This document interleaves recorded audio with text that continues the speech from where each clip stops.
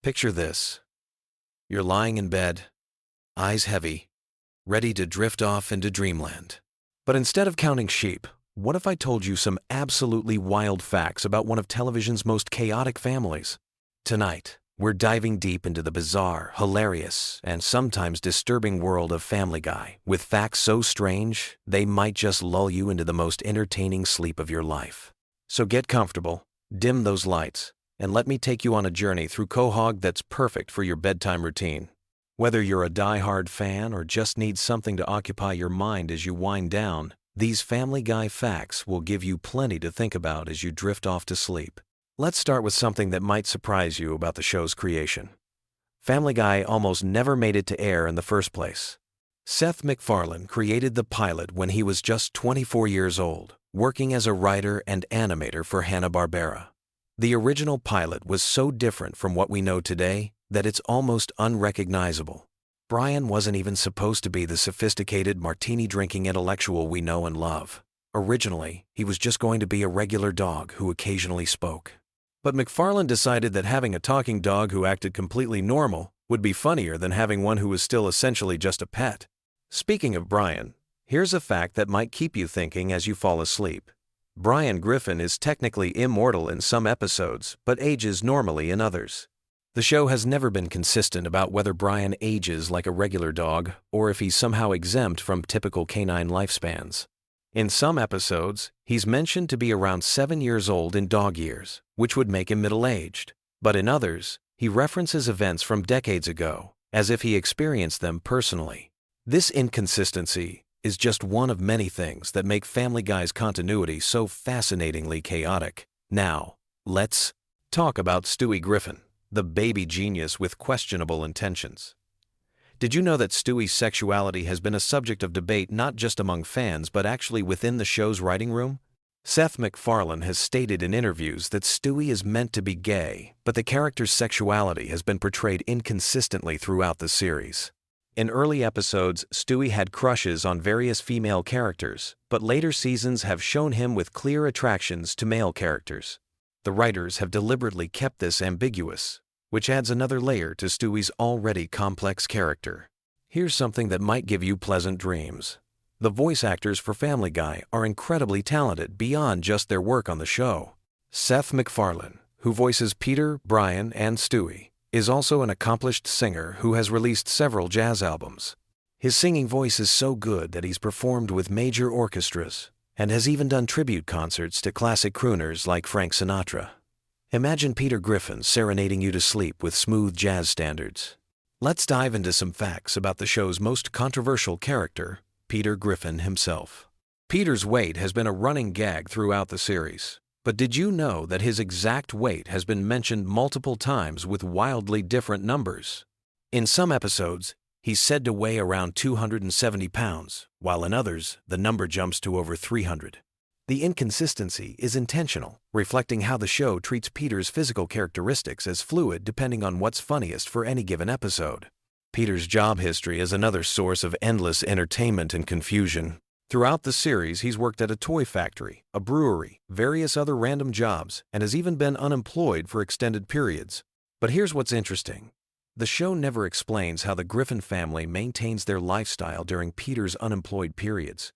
They live in a decent house in what appears to be a middle-class neighborhood, yet Peter's employment status seems to have no impact on their standard of living. It's one of those cartoon logic elements that you just have to accept. Speaking of the Griffin house, have you ever noticed that the layout seems to change between episodes? Sometimes there are rooms that appear out of nowhere, and other times, familiar rooms seem to vanish. The basement, in particular, seems to change size and purpose depending on the episode's needs. In some episodes, it's a small storage space, while in others, it's large enough to hold elaborate contraptions or even entire gatherings. This kind of flexible architecture is common in animated shows, but Family Guy takes it to particularly absurd lengths. Let's talk about Meg Griffin, the family's perpetual punching bag. Here's a fact that might surprise you. Meg was originally supposed to be the most normal character in the family, serving as the audience's point of view into this chaotic household. But as the show evolved, the writers found it funnier to make her the target of everyone's abuse. This shift happened gradually over the first few seasons, and by the time it was fully established, Meg had transformed from a relatable teenager into a character whose suffering was played for laughs. The voice of Meg has also changed throughout the series. Originally voiced by Lacey Chabert, the role was taken over by Mila Kunis starting in Season 2. The transition was so seamless that many viewers didn't even notice the change. Kunis was actually still a teenager when she started voicing Meg, making her closer in age to the character than most voice actors are to their animated counterparts. Here's a soothing fact about the show's animation style. Family Guy uses a technique called cutaway gags that allows for infinite creative possibilities. These brief segments, usually introduced by phrases like, "This is worse than the time," allow the animators to create completely different scenarios, time periods, and art styles within a single episode. Some of these cutaways reference obscure pop culture moments, while others create entirely fictional scenarios. The animators have said that creating these cutaways is one of the most enjoyable parts of working on the show because there are virtually no limitations on what they can create. Let's discuss some facts about Quahog, the fictional Rhode Island town where the Griffins live. The town's name is actually a type of clam, which is fitting given Rhode Island's coastal location. But here's what's interesting. The geography of Quahog seems to change depending on the episode's needs. Sometimes it's portrayed as a small town where everyone knows each other, while other times it seems large enough to support multiple shopping districts, airports, and major venues. The town has everything from a small town feel to big city amenities, depending on what the plot requires. The Drunken Clam, the bar where Peter and his friends hang out, is based on real bars that McFarlane frequented during his college years. The atmosphere and the type of conversations that happen there are drawn from McFarlane's actual experiences, which explains why the dialogue often feels so authentic despite the absurd situations. Here's something that might help you drift off. The show's theme song is intentionally designed to be catchy and memorable, but it's also shorter than most television theme songs. This was a deliberate choice to maximize the amount of time available for actual content in each episode. The brevity of the theme song allows for more jokes and story development, which is part of why Family Guy episodes often feel packed with content. Let's talk about some of the show's recurring characters and their origins. Glenn Quagmire, the Griffins' oversexed neighbor, was originally conceived as a minor character who would appear occasionally, but the writers found his character so entertaining that he became a regular part of the cast. His distinctive laugh and catchphrase, "giggity," weren't in the original character design, but developed naturally as the voice actor, Seth MacFarlane, experimented with the character's vocal patterns. Cleveland Brown, Peter's friend who eventually got his own spin-off show, was originally going to be a very different character. The writers initially conceived him as being more similar to Peter in personality, but they decided it would be funnier to make him the calm, rational member of the group. This decision led to Cleveland becoming the voice of reason among Peter's friends, often serving as a counterbalance to their more outrageous behavior. Joe Swanson, the paraplegic police officer, was created to add diversity to the show's cast, but the writers were careful to make his disability just one aspect of his character rather than his defining trait.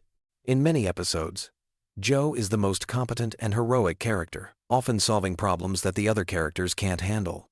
His wheelchair is rarely portrayed as a limitation, and he's often shown doing things that would be impossible for anyone, disabled or not. Here's a relaxing fact about the show's production schedule. Family Guy episodes are typically produced months in advance, which allows the animators and voice actors to take their time perfecting each episode. Unlike live-action shows that have to rush to meet weekly deadlines, animated shows like Family Guy can spend weeks on individual scenes, ensuring that every joke lands and every visual gag is perfectly timed. The show's writer's room operates on a collaborative system where anyone can contribute ideas, regardless of their official role on the show. This has led to some of the show's most memorable moments coming from unexpected sources. Sometimes the person responsible for continuity might suggest a joke that becomes central to an episode, or a voice actor might improvise a line that becomes a recurring catchphrase. Let's discuss some facts about the show's cultural impact that might give you something peaceful to think about as you fall asleep. Family Guy has been translated into dozens of languages, and each version faces the challenge of adapting American cultural references for international audiences. Some jokes that work perfectly in English become completely different jokes in other languages, while others are replaced entirely with references that local audiences will understand. The show's influence on internet culture has been enormous. Many of Family Guy's cutaway gags and memorable quotes have become memes that spread far beyond the show's original audience. The phrase, "Oh no," in Peter's distinctive voice, for example, became a popular reaction GIF used in contexts that have nothing to do with the show itself. Here's something interesting about the show's approach to celebrity guest stars. Unlike many animated shows that cast celebrities to voice characters similar to themselves, Family Guy often has famous people voice characters that are completely different from their real personalities. This approach has led to some surprising and entertaining performances that showcase different sides of well-known actors and musicians. The show's approach to continuity is deliberately inconsistent, which actually makes it more relaxing to watch in some ways. You don't need to remember every detail from previous episodes to understand what's happening, because the show often contradicts its own established facts for the sake of a good joke. This means you can watch episodes in any order and still enjoy them fully, which is perfect for casual viewing or when you're trying to wind down. Let's talk about some facts about the show's music and sound design. Family Guy employs a full orchestra for many of its musical numbers, which is unusual for an animated television series. This attention to musical detail means that even throwaway songs and cutaway gags are often surprisingly well-produced and catchy. The show's composers have backgrounds in both television and theatrical music, which explains why many of the musical segments feel like they could work on stage. The sound effects in Family Guy are often created in unusual ways. The iconic sound of Peter falling down and hurting himself, which happens in almost every episode, is actually a combination of several different sounds layered together. The voice actors often provide their own sound effects during recording sessions, which gives the show a more organic feel than if all the sounds were added in post-production. Here's a fact that might help you smile as you drift off. The show's animators often hide small details in backgrounds that only the most observant viewers will notice. These Easter eggs can be anything from references to other shows, inside jokes among the production staff, or even tiny animations that have nothing to do with the main story. Finding these hidden details has become a hobby for some fans, who watch episodes multiple times just to catch things they missed. The show's approach to time and aging is fascinatingly inconsistent. While the characters never seem to get older, the show acknowledges the passage of time in other ways. Technology updates, cultural references change, and real-world events are incorporated into episodes. This creates a strange temporal bubble where the characters exist in a perpetual present that somehow includes decades of cultural history. Let's discuss some production facts that showcase the incredible amount of work that goes into each episode.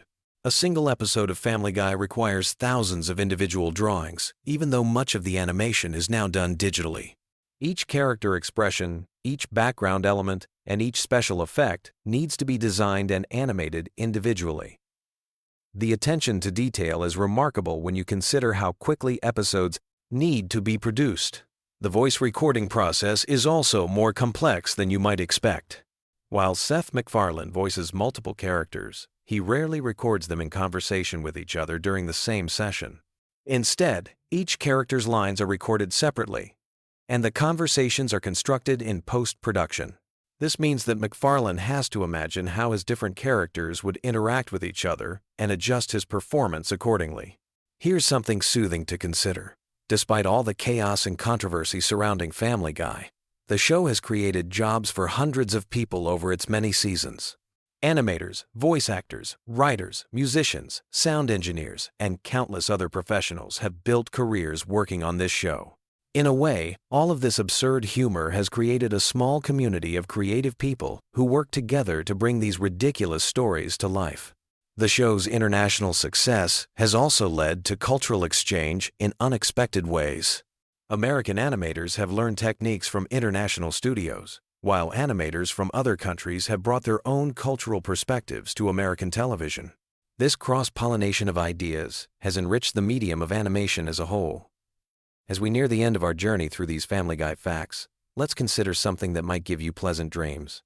The show's enduring popularity suggests that there's something universally appealing about stories of dysfunctional families who, despite all their problems, somehow stick together. Even though the Griffin family is exaggerated to absurd proportions, there's something recognizable about their dynamics that resonates with audiences around the world.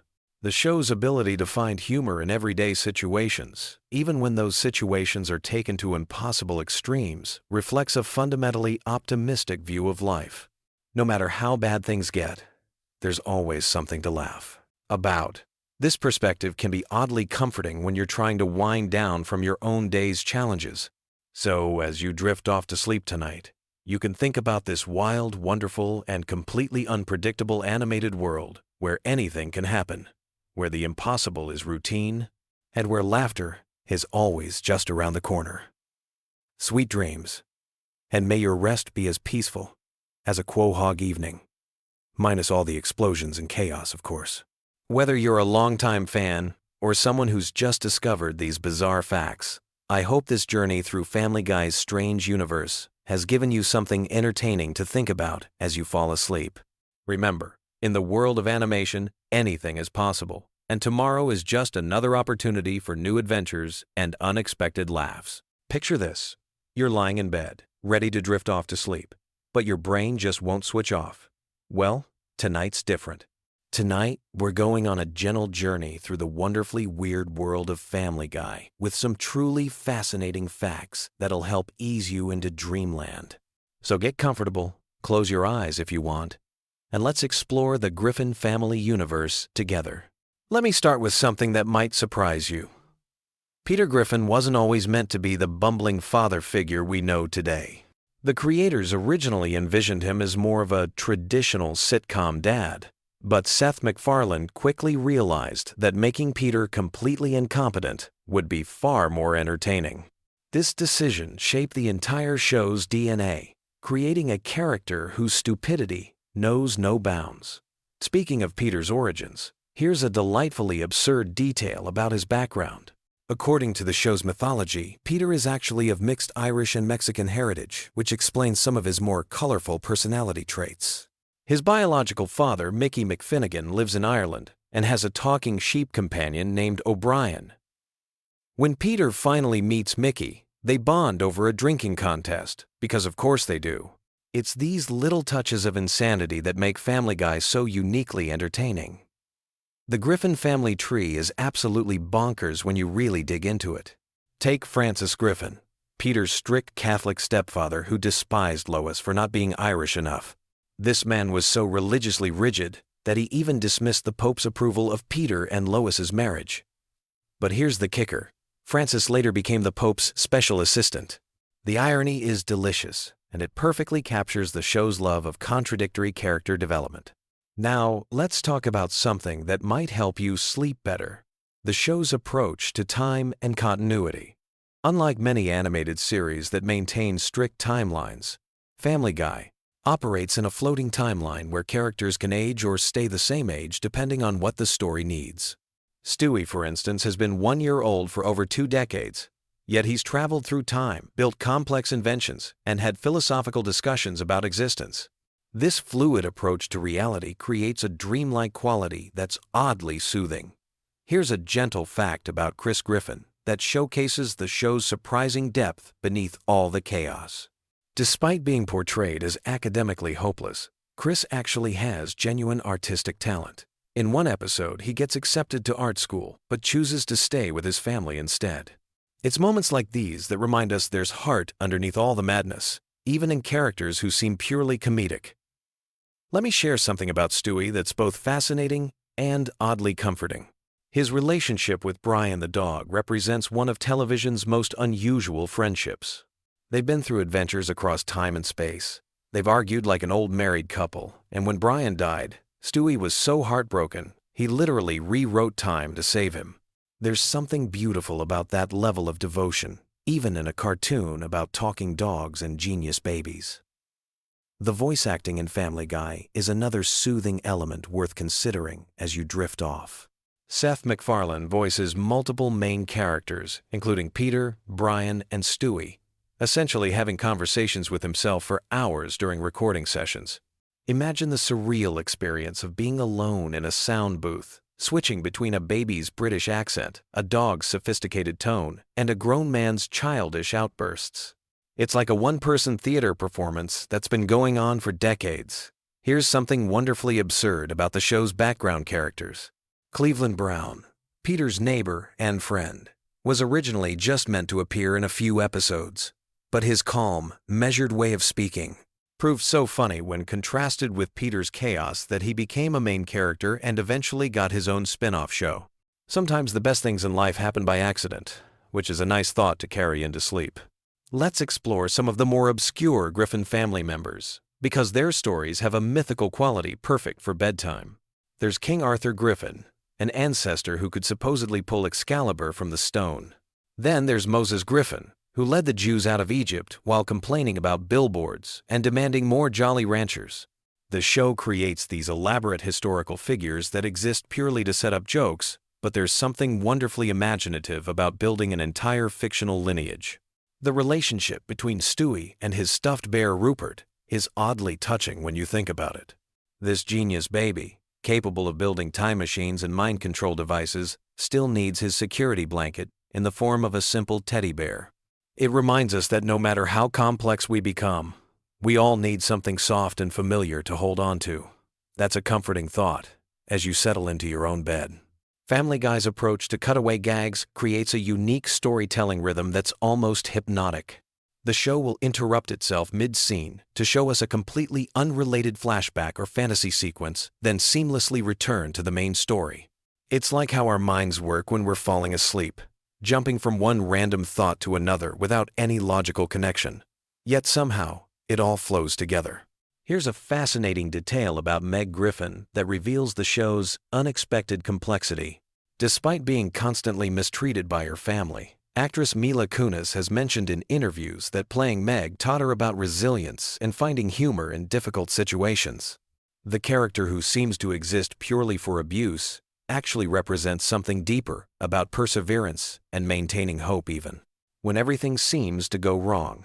The show's relationship with censorship has always been playful rather than aggressive. When certain words can't be said on television, the characters find creative ways around it, often making the censored version funnier than the uncensored one would have been. There's something delightfully subversive about finding humor within constraints, like creating art within specific rules. Let me tell you about Brian's literary aspirations, which add a layer of melancholy to his character that's perfect for quiet reflection.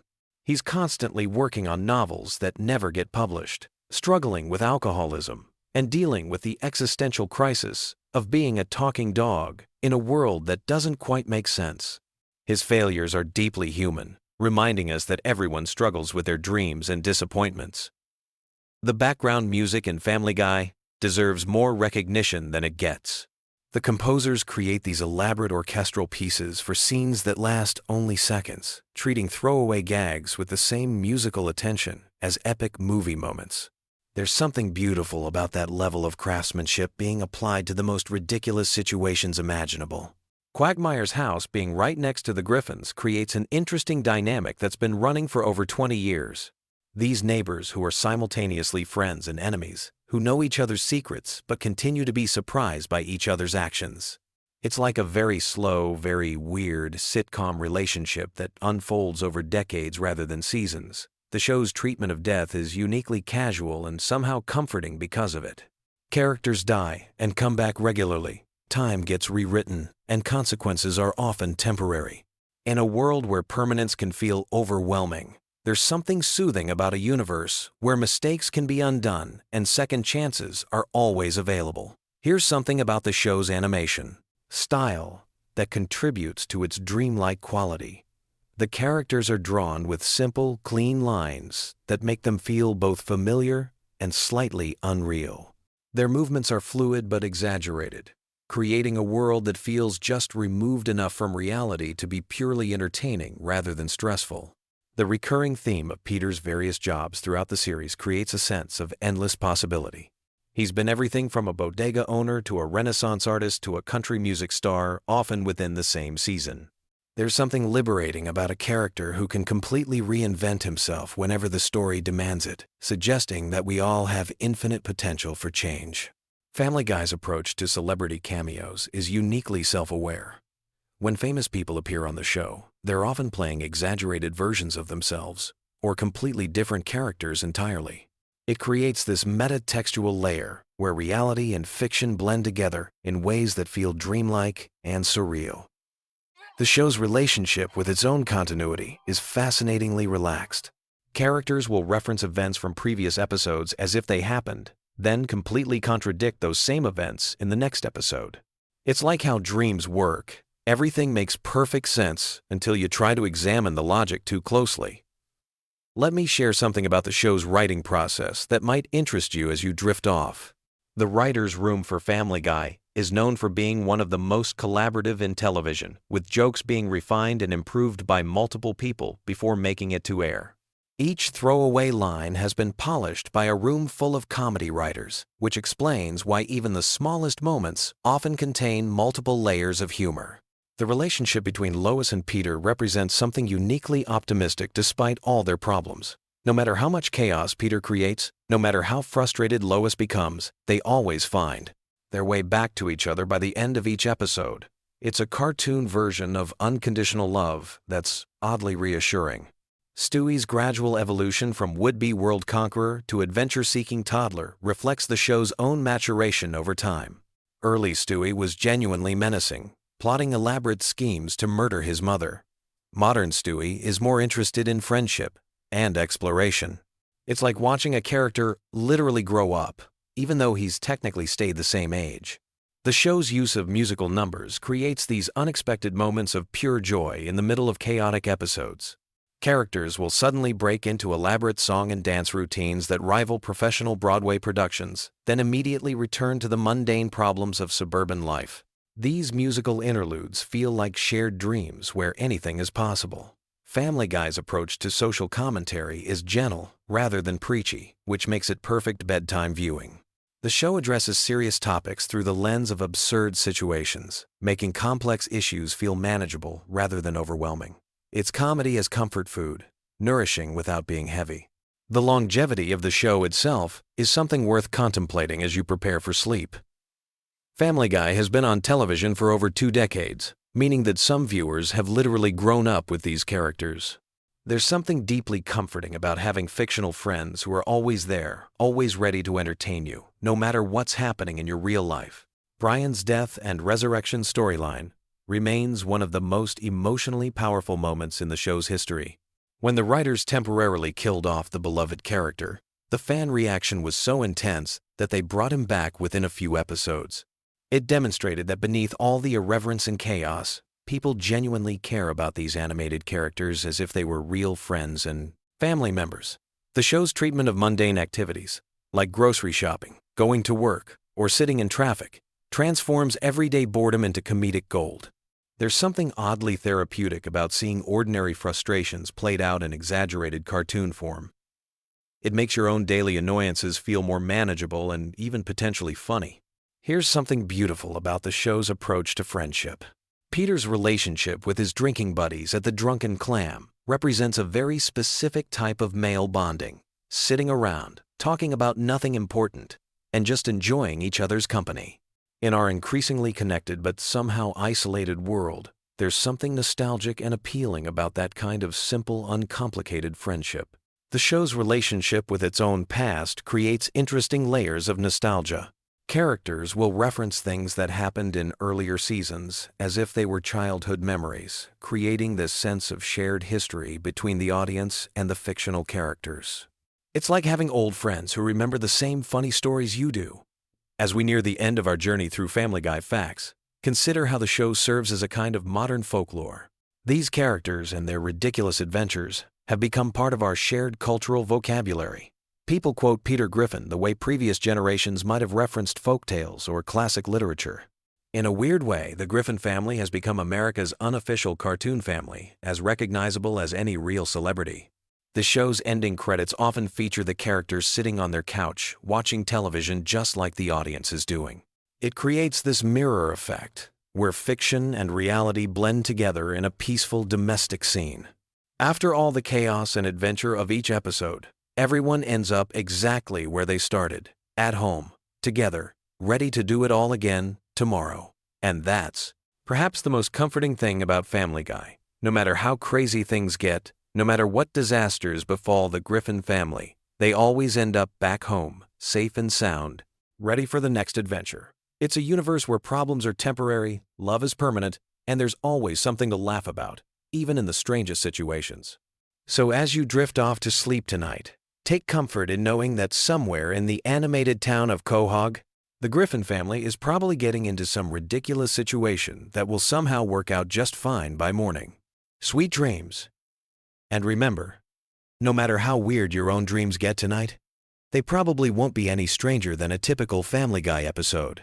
Sleep well, knowing that laughter truly is the best medicine. Even in cartoon form, the Griffin family will be there tomorrow, ready to entertain you with more wonderfully weird adventures whenever you need them.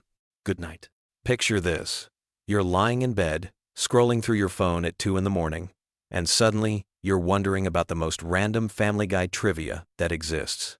Well, you've come to the right place, because tonight we're diving deep into the weirdest, most fascinating, and downright bizarre facts about everyone's favorite dysfunctional animated family, from secret voice actor connections to hidden Easter eggs that took fans decades to discover. These facts will blow your mind and give you plenty to think about as you drift off to sleep. Let's start with something that'll make you question everything you thought you knew about Peter Griffin's voice. Did you know that Seth MacFarlane actually based Peter's distinctive voice on a security guard he met while working at Hanna-Barbera? The guard had this thick New England accent that MacFarlane found absolutely hilarious, so he started imitating it during production meetings. What's even crazier is that this security guard had no idea he was the inspiration for one of television's most iconic cartoon characters, until years later when a coworker pointed it out to him. Imagine finding out that your voice became the foundation for a character watched by millions of people worldwide. Speaking of voices, here's something that might surprise you about Meg Griffin.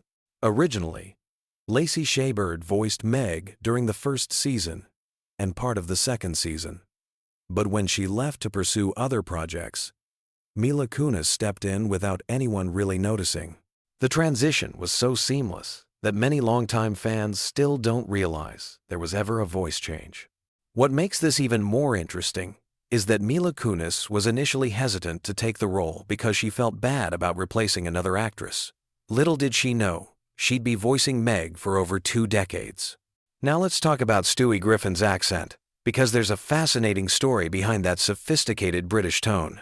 Seth MacFarlane has revealed that Stewie's voice is actually inspired by Rex Harrison, the actor who played Professor Henry Higgins in the musical My Fair Lady.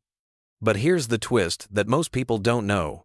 MacFarlane originally wanted Stewie to gradually lose his accent as he got older, showing his American upbringing taking over. However, fans loved the accent so much that the creators decided to keep it permanently. This means Stewie's voice was supposed to be a temporary character trait that ended up becoming his most defining feature. Brian Griffin's character has one of the most unusual origin stories in animated television. Originally, Brian was going to be just a regular dog who couldn't talk. Seth MacFarlane only gave him the ability to speak because he needed a character who could serve as the voice of reason in the Griffin household. But here's what's really wild.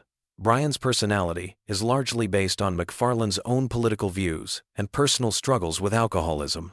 In many ways, Brian serves as MacFarlane's animated alter ego, which explains why the character often breaks the fourth wall and seems more aware of the show's absurdity than other characters. The Griffin family's house has appeared in other Seth MacFarlane shows, but not in the way you might expect. The layout and design of the Griffin home was actually recycled and modified for use in American Dad as the Smith family residence. If you look closely at both houses, you'll notice they share remarkably similar floor plans, just with different decorations and color schemes. This was done to save time and money during production, but it created an unintentional connection between the two shows that eagle-eyed fans discovered years later. Cleveland Brown's spin-off show, The Cleveland Show, was originally supposed to be much darker in tone. The initial concept had Cleveland dealing with serious issues like racism, economic struggles, and family dysfunction in a more realistic way. However, Fox executives pushed for a lighter approach that would better match Family Guy's comedic style. This decision ultimately led to the show's cancellation after 4 seasons, as it never quite found its own identity separate from its parent series. Here's a fact that'll make you appreciate the show's attention to detail. Every single background character in Quahog has a name and backstory, even if they only appear for a few seconds.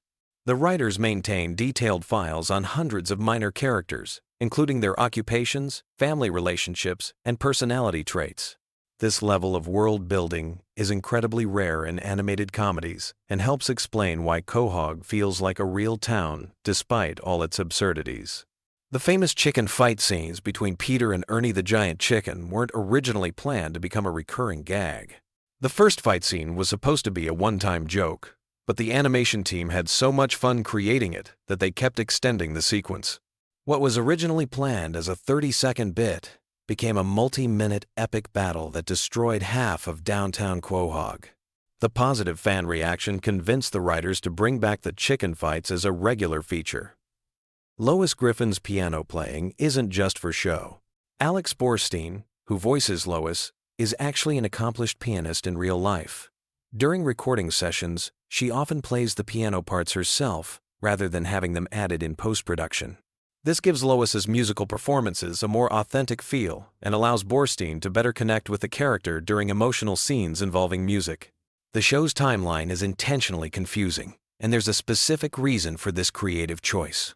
Seth MacFarlane wanted Family Guy to exist in a floating timeline where characters never age and current events can be referenced without dating the show. This means that episodes from 1999 and episodes from 2023 can both reference contemporary events as if they're happening simultaneously. It's a narrative technique borrowed from comic books, where characters like Batman have been fighting crime for decades without aging. Meg's unpopularity among her family and peers was originally supposed to be temporary. The writers planned to give her a character development arc where she eventually found her confidence and earned respect from others. However, the jokes about Meg being ignored and mistreated became so popular with audiences that the writers decided to make it a permanent aspect of her character. This decision has created one of the most consistent running gags in the show's history. The Family Guy writing room operates under a unique rule. Any writer can pitch a cutaway gag at any time, regardless of what's being discussed. This policy has led to some of the show's most memorable non-sequitur moments, including random historical events, celebrity parodies, and completely absurd scenarios. The writers keep a massive database of unused cutaway ideas that they can draw from whenever they need to fill time or add extra laughs to an episode. Here's something that might change how you watch the show. Many of the most quotable Peter Griffin lines were completely improvised by Seth MacFarlane during recording sessions. MacFarlane has a habit of going off script and trying different variations of lines until he finds something that makes the entire recording booth laugh. These spontaneous moments often end up being the most memorable parts of episodes, proving that sometimes the best comedy comes from pure improvisation. The character of Joe Swanson was created specifically to challenge stereotypes about people with disabilities. Rather than being defined by his wheelchair, Joe is portrayed as incredibly capable, often more physically impressive than his able-bodied friends. His character was inspired by real police officers and military veterans who continued serving their communities despite physical challenges.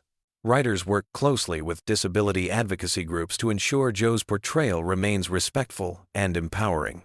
Family Guy holds a unique record in television history. It's the only show to be canceled twice by the same network and brought back both times due to fan demand.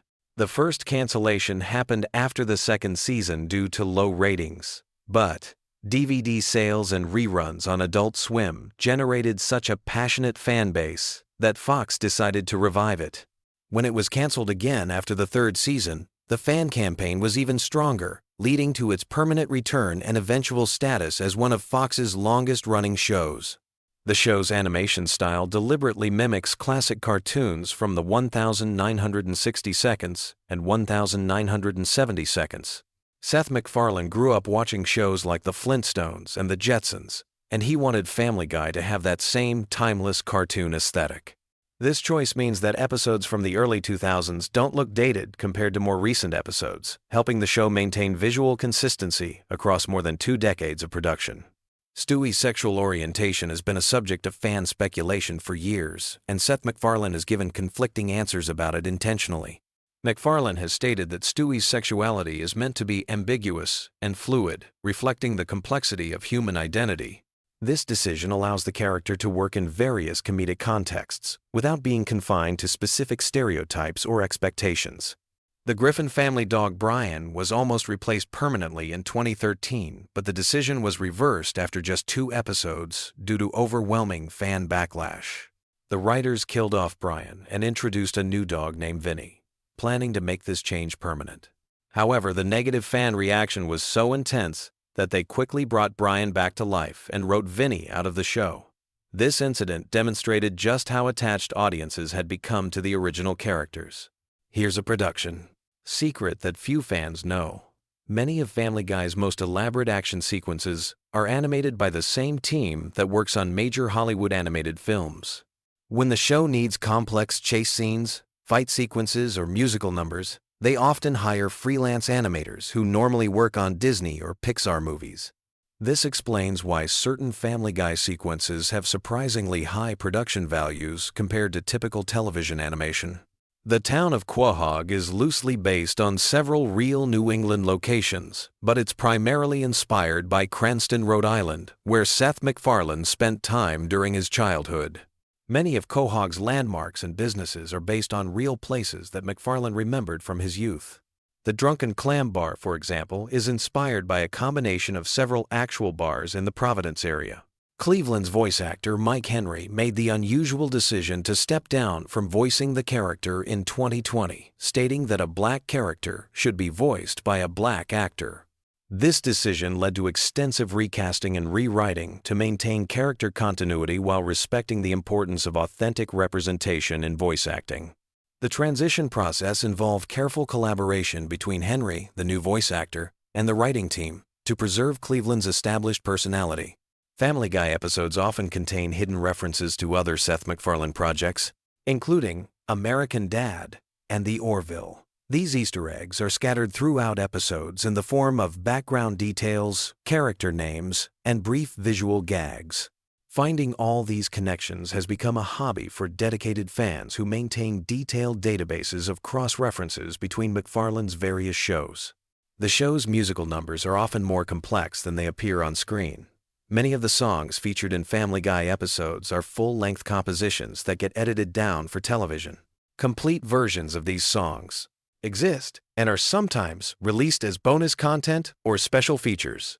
The writers and composers put significant effort into creating these musical sequences, often treating them as mini-musicals within the larger episode structure. Quagmire's famous giggity catchphrase was originally supposed to be used only once as a throwaway joke. Seth MacFarlane was experimenting with different ways to express the character's perverted excitement when he stumbled upon the giggity sound. The phrase became so associated with Quagmire that it's now impossible to imagine the character without it, showing how sometimes the most memorable elements of fictional characters emerge completely by accident. The Family Guy universe contains numerous characters who have appeared across multiple episodes spanning decades, creating one of the most extensive animated fictional communities on television. Background characters like the greased-up deaf guy, the evil monkey, and various Quahog residents have their own continuing storylines and character development arcs that careful viewers can track across seasons. These random facts barely scratch the surface of Family Guy's incredibly detailed fictional world. From voice acting secrets to animation techniques, from character development decisions to production challenges, every aspect of this show has fascinating stories behind it. As you drift off to sleep tonight, you can rest easy knowing that somewhere in Quahog, the Griffin family is probably getting into another ridiculous adventure that will entertain audiences for years to come.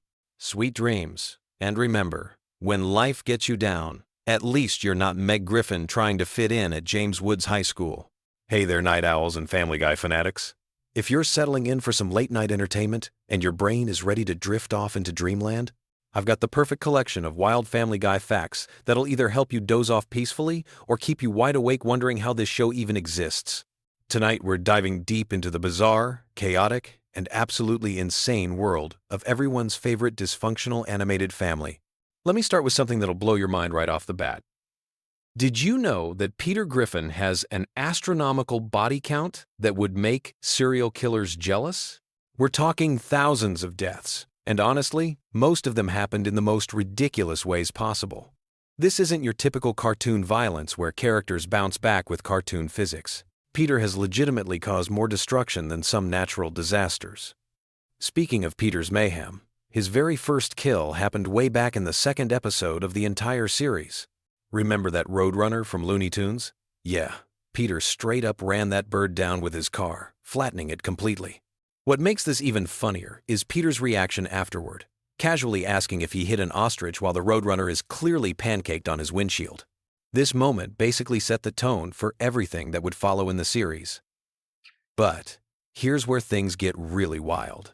Peter once literally took over Death's job in the show, and with that cosmic responsibility came the power to kill people just by touching them. During his stint as the Grim Reaper, he accidentally killed 2 airplane pilots mid-flight simply because he forgot to wear mittens. Can you imagine being a passenger on that plane? Thankfully, actress Karen Black was somehow there to land the aircraft, or everyone would have died in that crash too. The hospital incidents are particularly disturbing when you think about them. Peter somehow convinced people to let him work as a doctor, which is terrifying enough on its own, but then he actually killed a patient during what should have been a routine procedure. The patient even thanked Peter for saving his life right before dying, which adds this darkly comedic layer that only Family Guy could pull off. Here's a fact that might help you sleep better or give you nightmares, depending on your perspective. Peter once worked as a babysitter and literally left a baby to drown in a bathtub. He casually walked away, leaving behind drain cleaner in case of clogs, soap next to a radio, and towels on the roof. The complete negligence and absurdity of this situation perfectly captures Peter's character. He's simultaneously well-meaning and catastrophically incompetent. The show took Peter's violence to cinematic levels during various parody episodes. When they did their Kill Bill homage, Peter went full samurai warrior mode, engaging in what can only be described as a sword-fighting bloodbath. The choreography was surprisingly well animated for a show that usually relies on simple character movements, and Peter managed to take down 15 opponents all by himself in pure martial arts mayhem. Then there's Peter's brief career as a superhero parody called Red Stool, which was obviously their take on Deadpool. The name comes from the fact that his cancer specifically affected his rear end, because of course Family Guy would go there. As Red Stool, Peter maintained Deadpool's tendency for extreme violence, adding several more bodies to his ever-growing count while cracking inappropriate jokes the entire time. The Walter White parody deserves special mention because it perfectly captured the essence of Breaking Bad while maintaining Family Guy's signature chaos. Peter as Heisenberg was just as dangerous as the original, dropping bodies left and right while somehow making it comedically absurd rather than genuinely threatening. The transformation from bumbling father to calculating criminal mastermind was surprisingly well executed for a show known more for cutaway gags than character development. But perhaps the most disturbing aspect of Peter's violence is how it affects his own family. He once accidentally killed his entire family through carbon monoxide poisoning, and his reaction was essentially wondering if his day's work was worth it. Sure, they all came back in the next episode because cartoon logic, but the casual way Peter processes causing his loved ones' deaths is genuinely unsettling when you think about it too deeply. The fight scenes with Ernie the Giant Chicken are legendary among Family Guy fans, and for good reason. These battles have spanned multiple episodes and caused more collateral damage than most action movies. They've fought in airports, construction sites, moving trains, and even hijacked time machines to battle across different historical periods. The destruction they cause is absolutely massive, with buildings collapsing, vehicles exploding, and innocent bystanders getting caught in their ridiculous feud. What makes the chicken fights even more absurd is that they started over an expired coupon. Think about that for a moment. These two characters have caused thousands of deaths, millions of dollars in property damage, and untold chaos across multiple dimensions, all because of a disagreement about a coupon's validity. It's the perfect example of Family Guy's ability to take tiny conflicts and escalate them to world-ending proportions. The time travel elements in their fights add another layer of complexity and destruction. When Peter and Ernie crash through different time periods, they're not just affecting the present day. They're literally altering history itself. The poor driver of that futuristic train they destroyed was probably just trying to get to work in his cyberpunk timeline. And suddenly, he's vaporized because two idiots from the early 21st century decided to continue their grocery store dispute across the space-time continuum. Here's something that might surprise you. Peter has actually caused more deaths through his various acts of terrorism, albeit usually accidental ones. When he befriended a terrorist named Mahmoud, Peter was completely oblivious to what was happening. All he cared about was the attention and perks of his new friendship. When Mahmoud gave him what Peter thought was a phone, he kept trying to use it to make calls, not realizing it was actually a bomb detonator. The explosions that resulted from Peter's innocent phone calls were catastrophic. Each time he tried to dial Mahmoud, another building would explode somewhere in the city. The fact that Peter remained completely clueless about what was happening makes it both hilarious and terrifying. Even when the gang managed to stop Mahmoud's planned attack on a bridge, Peter still had that detonator and used it again while trying to call a restaurant for reservations. The crossover episode with The Simpsons showcased Peter's destructive capabilities on an even grander scale. His fight with Homer Simpson leveled entire city blocks and resulted in mass casualties that would normally be associated with natural disasters or military conflicts. The two fathers' brawl started over Peter insulting The Simpsons show, which escalated into a city-destroying conflict that somehow ended with both characters gaining superpowers from radioactive waste. One particularly disturbing sequence involved Peter's brief stint as a high school student, where he arranged for a school shooting to get revenge on popular kids who ignored him. Even though he called it off at the last minute, the attack still went through, and the screams and gunshots in the background suggest multiple casualties among innocent children. This episode aired during a time when such events were unfortunately becoming more common in real life, making Peter's involvement even more unsettling. Peter's various explosions of hospitals deserve special mention for their sheer scale of destruction. When he disagreed with vaccines, he dressed as the Joker and blew up an entire medical facility just to prevent Stewie from getting a shot. The explosion was massive enough to level the building and likely killed dozens of patients, doctors, nurses, and staff members who were just trying to provide health care. But he didn't stop there. Peter later destroyed a children's hospital in another equally senseless act of destruction. The casual way the show presents these incidents, with Peter treating the explosions like minor inconveniences rather than mass casualty events, perfectly captures the dark comedy that Family Guy specializes in. It's simultaneously hilarious and deeply disturbing. The missile incidents showcase Peter's ability to cause destruction on a military scale. During his fight with President Trump, Peter's head got slammed onto a big red button that launched multiple missiles. Each missile likely killed hundreds of people in massive explosions, turning what started as a personal dispute into an international incident with catastrophic consequences. What's particularly interesting about Peter's character is how the show manages to make him sympathetic despite his astronomical body count. He's never intentionally malicious. He's just incredibly stupid and impulsive with access to dangerous situations. This combination makes him simultaneously lovable and terrifying, which is probably why the character has remained popular for over 2 decades. The physics of Peter's destruction often defy logic, even by cartoon standards. When he and Ernie crashed that Ferris wheel, it rolled through the city like a massive wheel of death, flattening everything in its path. The scale of destruction was apocalyptic, but it was presented with such absurd cartoon logic that viewers could laugh at it rather than being horrified by the implications. Peter's various career changes always seem to result in multiple casualties. Whether he's working as a doctor, babysitter, death himself, or any other profession, people end up dying as a direct result of his incompetence. It's actually impressive how consistently dangerous he is across all walks of life. There's literally no job safe enough for Peter Griffin to perform without causing fatalities. The show's commitment to continuity regarding Peter's violence is surprisingly strong for a series that usually ignores consequences. Characters who die in one episode rarely come back, unless there's a specific plot reason, and the destruction Peter causes often gets referenced in later episodes. This attention to detail makes his actions feel more impactful than typical cartoon violence. Here's a fun sleeping fact. The total estimated death toll directly caused by Peter Griffin throughout the series is approaching 3,000 people. That number includes direct kills, collateral damage from his fights, explosions he's caused, and various accidents resulting from his stupidity. To put that in perspective, Peter has personally caused more deaths than many historical disasters. The international incidents Peter has triggered would realistically make him one of the most wanted criminals on the planet. He's blown up bridges, destroyed government buildings, launched military missiles, and caused diplomatic crises with multiple countries.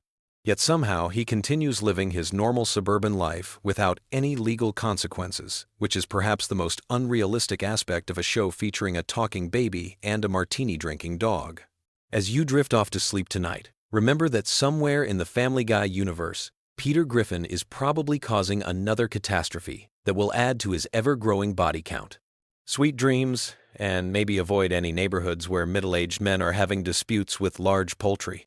In the world of Family Guy, such conflicts have a tendency to escalate into city-leveling disasters that make natural catastrophes look like minor inconveniences.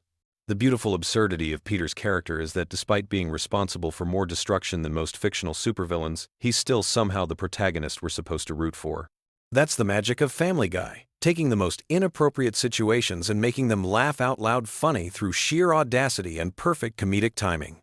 Now close your eyes and let these wonderfully bizarre facts carry you off into dreamland, where hopefully giant chickens and expired coupons can't hurt you.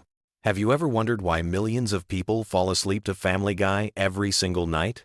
Tonight, I'm diving deep into this bizarre internet phenomenon that's taken over bedrooms worldwide. We're talking about random Family Guy episodes specifically curated for sleep, and trust me, by the end of this video, you'll understand exactly why this animated chaos has become the ultimate sleep soundtrack for an entire generation. Before we jump into this rabbit hole, let me ask you something. How many of you have tried falling asleep to complete silence, only to find your brain racing with thoughts? Or maybe you've attempted those boring nature sounds that somehow make you feel more awake than relaxed. Well, you're not alone, and that's exactly where our story begins. The Family Guy sleep phenomenon isn't just some random internet trend. It's a psychological masterpiece that accidentally stumbled upon the perfect formula for shutting down an overactive mind. Think about it. When you're lying in bed, trying to fall asleep, what's your biggest enemy? Your own thoughts. Your brain wants to replay every embarrassing moment from middle school, plan tomorrow's meetings, or suddenly solve world hunger. But Family Guy? It gives your mind something familiar yet unpredictable to focus on, creating the perfect distraction cocktail. Let me paint you a picture of how this whole thing works. You're scrolling through YouTube at midnight, exhausted but somehow still wired. You stumble across a video titled Family Guy Random Episodes No Ads Perfect for Sleep with like 3 million views. You click it, thinking you'll watch for maybe 10 minutes. Next thing you know, you're waking up 8 hours later with your phone battery dead and Peter Griffin's voice somehow embedded in your dreams. The genius of Family Guy as sleep content lies in its complete unpredictability, wrapped in comfortable familiarity. You've probably seen most episodes before, so there's no pressure to follow. Along with complex plot lines, your brain can just drift along with the familiar voices and random cutaway gags without feeling like it's missing something important. It's like having background conversation at a party where you don't need to participate, but the noise keeps your mind occupied enough to relax. Now, let's talk about why random episodes work better than watching the show normally. When you're actively watching Family Guy during the day, you're engaged with the jokes, the storylines, and the visual gags. But when it's sleep time, you need something that provides just enough stimulation to quiet your thoughts without keeping you awake. Random episodes create this perfect sweet spot because there's no narrative continuity to follow. Your brain doesn't have to work to connect plot points or remember character developments. It can just float along with whatever chaos is happening on screen. The audio quality of these sleep compilations is crucial too. Most creators who make Family Guy sleep content understand that the volume needs to be just right. Not so loud that sudden outbursts wake you up, but not so quiet that you're straining to hear. They often remove the louder musical segments and focus on dialogue-heavy scenes. It's like they've accidentally created the perfect white noise machine, except instead of ocean sounds, it's Stewie plotting world domination. Here's something fascinating about the psychology behind this phenomenon. Sleep researchers have found that consistent, familiar sounds can actually improve sleep quality by masking disruptive noises and giving the brain something predictable to tune out. Family Guy provides this consistency through its familiar character voices and recurring joke structures, while the randomness prevents your brain from getting too invested in following along. The comment sections on these videos are absolutely incredible.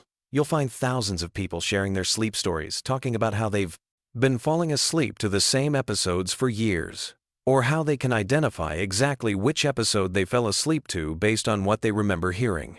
There's this whole community of people who've basically turned Family Guy into their personal sleep medication, and they're all supporting each other's weird sleep habits. What's really interesting is how this has evolved beyond just Family Guy. You'll find similar content for shows like The Simpsons, South Park, and even The Office. But Family Guy seems to have the perfect storm of elements that make it ideal for sleep content. The show's humor doesn't rely heavily on visual gags, so you're not missing much with your eyes closed. The characters have distinct, recognizable voices that create a comforting audio landscape, and the show's episodic nature means you can jump in anywhere without feeling lost. The creators of these sleep compilations have become masters of their craft. They know exactly which episodes work best, which scenes to include or skip, and how to balance the audio levels for optimal sleep induction. Some even create custom transitions between episodes to eliminate jarring cuts that might wake viewers up. It's like they're running a sophisticated sleep laboratory, except their test subjects are millions of insomniacs scrolling YouTube at 2 in the morning. Let's dive into the science behind why this actually works. When you're trying to fall asleep, your brain goes through different stages of consciousness. During the transition from wakefulness to sleep, your mind is particularly susceptible to intrusive thoughts and anxiety. Having familiar, low-stakes audio content provides what sleep experts call cognitive load distribution. Essentially, you're giving your brain something harmless to process, instead of letting it spiral into worry or excitement. The repetitive nature of Family Guy's humor structure also plays a role. The show follows predictable patterns: setup, punchline, cutaway, gag, back to story. This rhythm becomes almost hypnotic when you're in a relaxed state. Your brain starts to anticipate these patterns, which can actually trigger the relaxation response and help transition you into deeper sleep stages. But here's where it gets really interesting. Many people report having the weirdest, most vivid dreams when they fall asleep to Family Guy. This makes sense from a neuroscience perspective. During REM sleep, your brain is still processing auditory information, and the random, surreal content from the show can influence your dream narratives. People describe dreams where they're hanging out with the Griffin family or experiencing bizarre adventures that feel like extended Family Guy cutaway gags. The social aspect of this phenomenon can't be ignored either. There's something comforting about knowing that thousands of other people are falling asleep to the same content. It creates this invisible community of shared experience. You're not alone in your weird sleep habits, because apparently everyone else is doing it too. The comment sections become these strange support groups where people bond over their favorite episodes to fall asleep to, or share stories about how the show has helped them through difficult times. Now, let's address the elephant in the room. Is falling asleep to TV shows actually healthy? Sleep experts have mixed opinions on this. Some argue that any screen time before bed disrupts your natural circadian rhythms and that the blue light from devices interferes with melatonin production. Others acknowledge that for people with anxiety or racing thoughts, having consistent background audio can actually improve sleep quality compared to lying awake in silence for hours. The key seems to be in the execution. The most successful Family Guy sleep content creators understand the importance of audio-only engagement. They often recommend turning your phone face down or using the video purely as an audio source. Some even create audio-only versions specifically designed for sleep, removing any visual elements that might keep you engaged. What's particularly clever about the no-captions approach that many of these videos advertise is that it eliminates another potential distraction. Captions, while helpful for accessibility, can keep your eyes engaged and prevent that crucial transition into sleep mode. By removing them, creators ensure that once you close your eyes, you're purely in audio mode. The algorithm has definitely caught on to this trend. YouTube's recommendation system has become incredibly sophisticated at identifying sleep content. and serving it to users who are likely to engage with it during late-night browsing sessions. This has created a whole ecosystem of sleep-focused content creators who specialize in curating the perfect bedtime entertainment. The timing of when people discover this content is usually pretty consistent. It typically happens during periods of high stress, major life changes, or when dealing with insomnia. College students preparing for finals, people going through breakups, individuals dealing with work stress, or anyone experiencing major life transitions often find themselves searching for ways to quiet their minds at bedtime. There's also something to be said about nostalgia playing a role in this phenomenon. Family Guy has been on the air for over 2 decades, which means many of the people using it for sleep content grew up with the show. There's a comfort in those familiar voices and jokes that connects to childhood feelings of safety and routine. It's like having a weird, inappropriate bedtime story that somehow works perfectly for adult anxieties. The production quality of these sleep compilations has evolved significantly over the years. Early versions were often just random episode uploads with inconsistent audio levels and jarring transitions. Now, you'll find carefully curated content with smooth transitions, optimized audio, levels, and strategic episode selection designed specifically for sleep enhancement. Some creators even remove the most jarring sound effects or explosive moments that might disrupt sleep. What's fascinating is how this has influenced the broader landscape of sleep content on YouTube. You'll now find entire channels dedicated to creating sleep-friendly versions of popular shows, and the techniques pioneered by Family Guy sleep content creators have been adopted across different types of media. The success of this format has proven that there's a massive audience for familiar, low-stakes entertainment designed specifically for bedtime consumption. The psychological comfort provided by these videos extends beyond just the audio content. Many users report that having the video running creates a sense of presence, like they're not alone in their bedroom. This can be particularly helpful for people who live alone or are dealing with anxiety about being by themselves at night. The familiar characters become like imaginary roommates, providing background chatter. As we wrap up this deep dive into the world of Family Guy sleep content, it's clear that this phenomenon represents something much bigger than just a weird internet trend. It's a collective solution to a modern problem that millions of people face every night. In our hyper-connected, always-on world, our brains often struggle to shut down when it's time for sleep. These carefully curated random episodes provide exactly what many people need: a familiar, comforting, and just engaging enough audio landscape to help transition from the chaos of daily life into peaceful sleep. Whether you're already part of this strange community or you're curious to try it for yourself, remember that good sleep hygiene is ultimately about finding what works for your individual needs.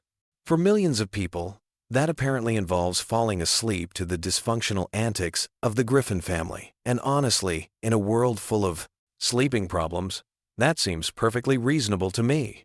So tonight, when you're lying in bed with your mind racing, maybe give it a try.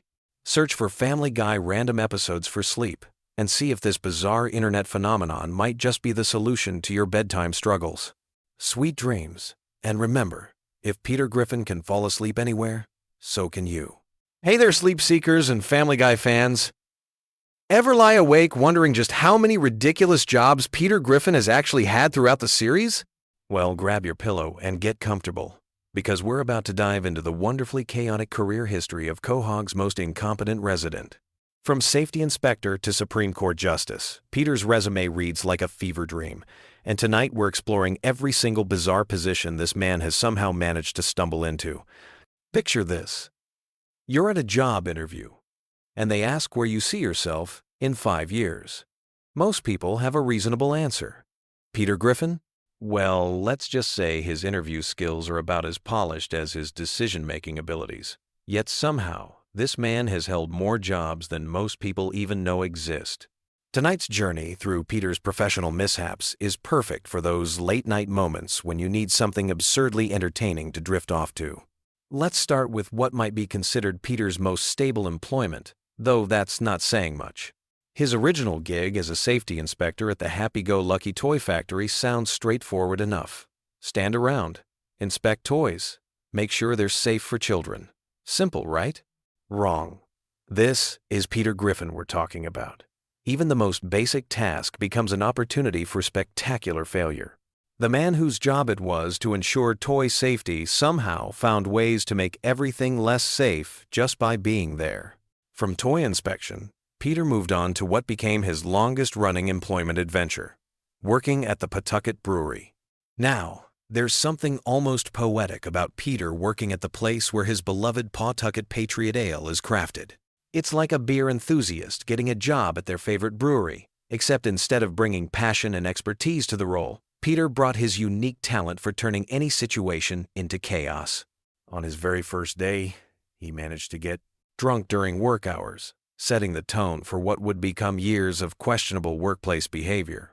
The medical field has also been graced by Peter's presence, though patients probably weren't thrilled about it. During a citywide flu outbreak, when the hospital was desperately short-staffed, Peter volunteered as a nurse.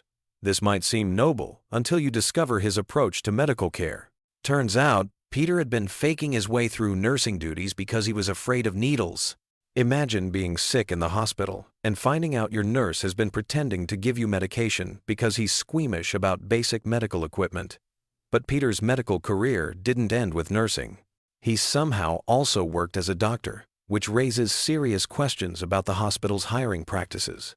His approach to emergency medicine was about as effective as you'd expect. When someone's life hung in the balance, Peter's solution involved methods that would make actual medical professionals question their career choices. Law enforcement has also experienced the Peter Griffin effect. In one memorable stint, he became a sheriff in a small southern town after the Griffin family was relocated by the FBI.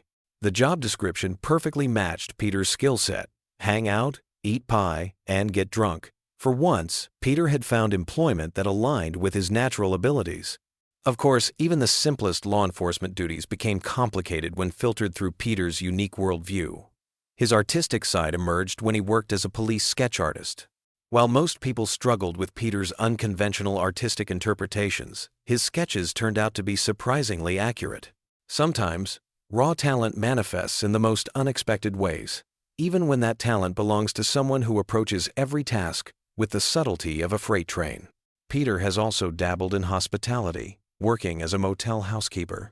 His customer service approach involved inserting himself into situations where he absolutely wasn't welcome, demonstrating a complete lack of understanding about personal boundaries and professional behavior.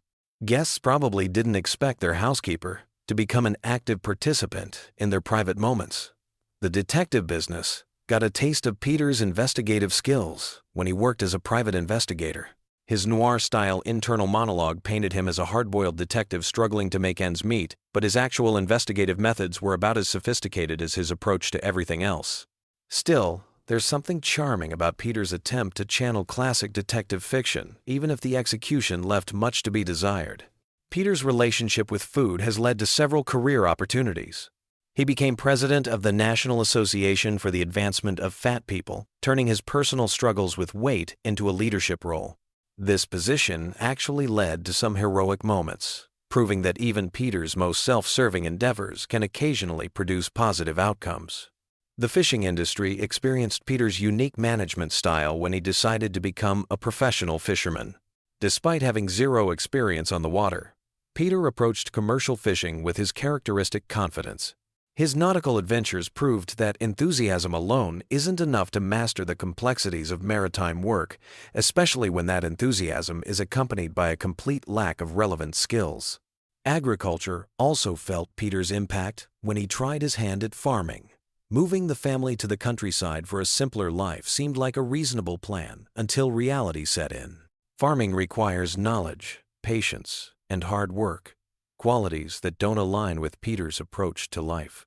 The fact that they failed to grow a single sellable crop shouldn't surprise anyone familiar with Peter's track record. Education has been both blessed and cursed by Peter's involvement. He served as an interim principal at James Woods High, stepping in during a staffing crisis. While his administrative methods were unconventional, he did manage some positive moments, like standing up to bullies. However, his interpretation of appropriate principal behavior included outdated social media challenges and questionable disciplinary approaches. Peter also won a campaign to become school board president, though his victory came through a smear campaign against his own wife. His tenure in educational leadership was marked by the same chaos that characterizes all his endeavors, proving that putting Peter in charge of anything, especially children's education, requires a level of optimism that borders on delusion. The restaurant business has provided Peter with multiple opportunities to combine his love of food with his entrepreneurial spirit. He and Lois opened Big Pete's House of Munch, using money from a valuable coin they discovered. Restaurant ownership taught Peter that loving food and successfully serving it to customers are entirely different skills. The establishment struggled from day one, with Peter's customer service philosophy clashing with basic business principles. Not content with traditional restaurants, Peter also operated a food truck called Eat My Junk. His mobile food service brought his unique culinary vision directly to the streets, complete with creative payment processing methods that probably violated several health and business regulations. The food truck experiment demonstrated that changing venues doesn't necessarily improve outcomes when the fundamental approach remains chaotic. Environmental activism became Peter's focus when he created Gary, the no-trash cougar, a character designed to combat pollution. His environmental education methods were somewhat traumatic for young audiences, proving that good intentions don't automatically translate to effective execution. Sometimes the message gets lost when the messenger approaches their mission with the subtlety of a sledgehammer. Law enforcement experienced Peter's unique perspective again when he volunteered as a cop during a staffing shortage. Giving Peter police powers was probably one of Quahog's more questionable decisions. His interpretation of police work involved creative approaches to evidence handling and suspect interaction that would make actual officers reconsider their career choices. Corporate leadership has also been shaped by Peter's influence. When he temporarily took over as CEO of his father-in-law's company, his business philosophy involved firing experienced executives and replacing them with his drinking buddies. His product development ideas were equally revolutionary, though perhaps not in ways that traditional business schools would recommend. The tobacco industry briefly benefited from Peter's advocacy when he served as president of El Dorado Cigarette Company. His approach to corporate leadership in this role was refreshingly straightforward. Show up, sit in the office, and use his position to influence legislation. Sometimes the simplest job descriptions are the most honest. Political service has called upon Peter's talents multiple times. He worked as a press secretary, though his duties seemed to focus more on preventing static electricity than managing media relations. His understanding of political communication was about as nuanced as his approach to everything else, which is to say, not very nuanced at all. The entertainment industry has provided Peter with various opportunities to showcase his talents. He worked as a Calvin Klein model at some point in his past, proving that even Peter's physical appearance has commercial value under the right circumstances. He's also appeared in television commercials, though his performance skills might not lead to repeat bookings. Military service appears somewhere in Peter's background, though his understanding of combat protocols and chain of command was typically unconventional. His military training focused on identifying friendly forces, a concept he struggled to grasp despite repeated instruction. Telecommunications offered Peter work in telemarketing, though his target demographic was somewhat specialized. His phone skills were about as effective as you'd expect, with customer interaction following his usual pattern of creating confusion where none previously existed. Medical experimentation provided Peter with income opportunities when he volunteered for various research studies. The compensation was decent, though the side effects of participating in multiple experiments simultaneously probably weren't covered in the consent forms he definitely didn't read carefully. The hospitality industry experienced Peter's customer service philosophy when he worked various service positions. His approach to taking orders involved creative interpretations of restaurant terminology that probably confused both customers and kitchen staff. His ability to remember and accurately communicate simple requests was challenged by his tendency to overcomplicate straightforward interactions. Emergency services have been both helped and hindered by Peter's involvement. His stint as a firefighter demonstrated that good intentions and basic safety training don't always combine effectively. Sometimes the person meant to solve the problem becomes part of the problem, especially when that person approaches emergency response with Peter's unique logic.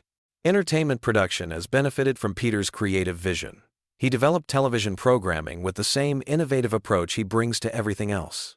His understanding of audience preferences and production logistics was typically unconventional, resulting in content that probably challenged viewers' expectations in unexpected ways. Transportation services experienced Peter's customer service approach when he worked as an Uber driver. His vehicle, the situation was unconventional, and his interpersonal skills with passengers followed his established pattern of creating memorable experiences for all the wrong reasons. The pharmaceutical industry relied on Peter's expertise when he worked as a pharmacist. His approach to medication distribution and patient consultation demonstrated his unique interpretation of healthcare delivery. Customers probably received more than they bargained for in terms of personalized service.